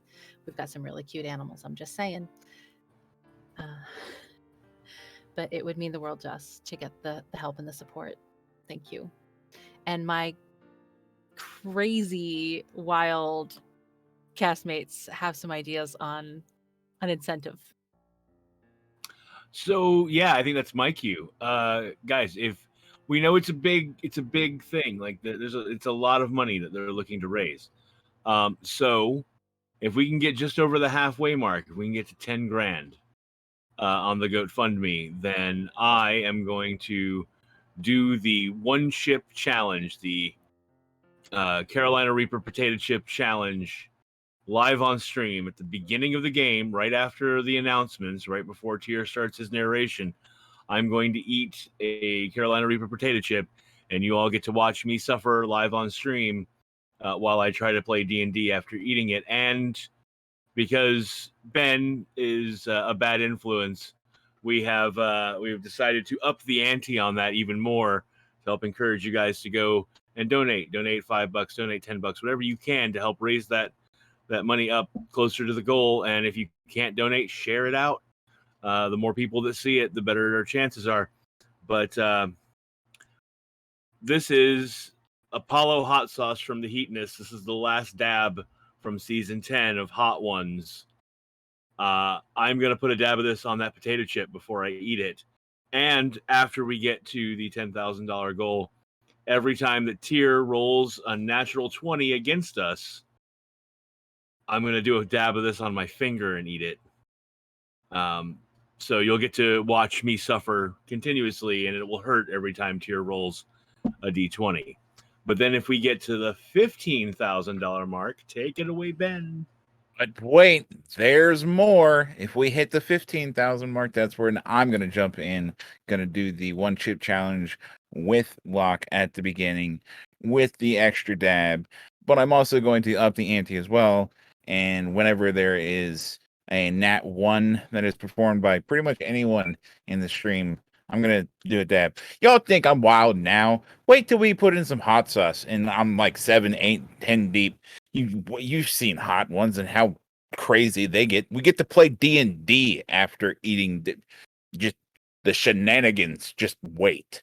And there's more. There's more. If we hit the goal, the actual goal of the GoFundMe, I will also be doing the one chip challenge. And I am gonna up the ante myself with one condition. Luck. Is the hot Yes. sauce wench still at the Georgia Ren Fair? I believe so. I'll double check and find out. Get a bottle of their hottest sauce, and I will do a dab of that whenever there is either a Nat 1 or a Nat 20. Oh. Okay, I gotta throw this in here right quick because I was watching chat. It's a Carolina Reaper pepper potato chip. It's not just a potato chip. This is one of the hottest peppers known to man. So this is going to be absolutely insane. I'm gonna have hiccups. You want to hear me have hiccups. It's adorable. It is adorable. You could say that the stream is going to be our hottest one yet. Yeah, Very it is. spicy. If you guys want to know about this potato chip, hold on. I'm gonna pull up. I've got the name of it. I believe it's Pocky is the name of the company that makes it. POKIE, I believe. Or something like that. I was looking at it this weekend. I don't remember the name. It's I believe it's PAQUI. Pocky is my recollection. It comes in a coffin shaped box, this chip. This is the kind of stuff that you have to sign waivers for to get kind of shit. Yeah, the single chip costs like $20 to get the chip to do the challenge. I was gifted one by a friend. I'm double checking the spelling right. Yeah, PAQUI, one chip challenge. Go look them up online, and you will see the thing. And you can watch. You can go do searches on YouTube and watch people take this challenge. We're gonna do this challenge with an extra dab of hot sauce, and we're gonna try and play D&D and do maths, guys. All right. So I want to just say thank you to Lanta for producing tonight. John usually produces and is joined the cast, but had real world stuff they had to take care of. So much love to Lanta Fanta for taking care of us. So guys, let's remind them. Yeah, let's remind them who we are, where they can find us, and get out of here. Hey everybody, I'm Ren Matley, the voice of Venfira, and you can find me on Twitter at Ren_Matley. Hey everybody, I'm Ben Sigurd, the voice of Tarius Frostmane on Sundays and Murkwort on Saturdays. You can find me on Twitter at Ben Sigurd. Hey, my name is Patrick Taylor, and I'm the voice of Pants, also known as Akatosh, and you can find me on Twitter at Peculiar Patrick. Hi everyone, I'm Shelly, the voice of Dandy Santhy, Jelbean, Gigglebox, Monfrey, everyone's favorite gnome, and you can find me on Twitter at Sweetest Shells. Hi gamers, I'm Locke Clark, and I play Karak Stoutheart, and you can find me, if you're in the Atlanta area, at the Georgia Ren Fair for one more weekend in the Crafty Celts booth, and you can find me on the Book of Faces and the Twitter Patients at Locke Unruly. That's Locke with an H. Happy Pride, everybody. Yes, happy Pride. Remember that we love you. If your family cannot accept you for who you are, we're your family now. I'm that crazy uncle that gives questionable advice. Hydrate, take your meds, do your homework. So, and I'm Tier the DM, World's OKest DM. You can find me on social medias at Tier_the_DM. Remember that you're not alone, that there's always someone there that can be a light, and that you should also be a light when you can. Love and inclusion are the torches that light the path to a better tomorrow. Come join us and be torchbearers. And until next time, live a life to be proud of. We love you guys.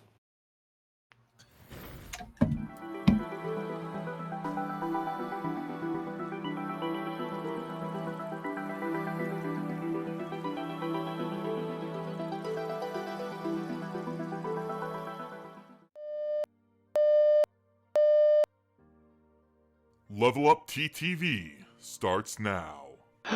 So what's going on? Like we look it up. There's this little dong, and there's a dong, and there's another dong, and there's people outside. And do you know they're wearing white and red, and they're walking around like all ceremoniously? Is the circus in town? I don't know where you're from, but we don't call them dongs here. We call them bells. That has a very different connotation in this town. So I would suggest I'm not down calling under. Down that. under, dongs are amazing. They're round and they can be golden, and if you hit them, they really react. So a good number of our participants are youth who might be struggling with some degree of social setback that has something to do with, oftentimes, there's no diagnosis required, but we have a lot of our constituents come to us with challenges related to autism, ADHD, anxiety, or depression, and then coming through and playing a safe and supportive game in a fun environment then helps them come out of their shell and sometimes make friends for the very first time. That's our like historical youth demographic. We have also expanded now to serve adults, which is really exciting. We've also planned to be expanding soon to serve a veteran population, to work with hospitals. So we have a lot of great vision. We're looking to expand our direct services. Little Johnny Dangerously to me, and I'm really excited about it. I love a hardened criminal with a soft spot for elderly relatives so much. Yeah, it's so good. It was just in the realm of Johnny Dangerously. I was just about to say, like, you do know you have two first names, right? Beckett and Lucita, is this like a Sunny and Cher thing? Do they have other names? Or? Yeah, it's kind of, well, it's Cuthbert Beckett and Lucita de Aragon. I'd just be Beckett too. Who names their kid Cuthbert? Yeah, that's a horrible name. That's a weird name. Don't tell him I said that. He sounds like he kills people. He does kill people. Wild magic surges. As the energy goes into you, it begins to take life, a actual organic life of thorns. Large, thorny vines begin to sprout inside your body, busting through your flesh, through your eyes, your mouth, your ears. They begin to encompass you in a sarcophagus of green and red from your blood. Black and silver roses beginning to bloom around you. You're unaware of any of this as you simply drift off to sleep. So it manifests as if they are kind of small tendrils. In the past, I've been able to use it to manipulate multiple gears and mechanisms at the same time to get things done. So it's kind of like tiny little fingers or tiny little like tentacles. Cool. Off of just all of your body or anywhere in specific? I haven't tried everywhere. Well, no, that's not. This is not that type of game. That is 14 points of squirrel damage. Oh, I've never taken squirrel damage before. Break out the bottle of rat poison. They're just fuzzy tree rats. Kill one. So anything Kobolds not really known for their incredible No. intelligence. No, not so much. the noggin actions. That's ego. Ego. Reflexes is about being fast. Dexterous, if you will. Dexterity. Agile. Agile. So I fast. like the pot holder on your head. It's a hat. It is a hat. It's lovely. Thank you. And it matches Thank your you. tie. Yeah, I lose my tie. Uh-oh. Where did it go? I don't think it exists anymore. My object permanence not so good.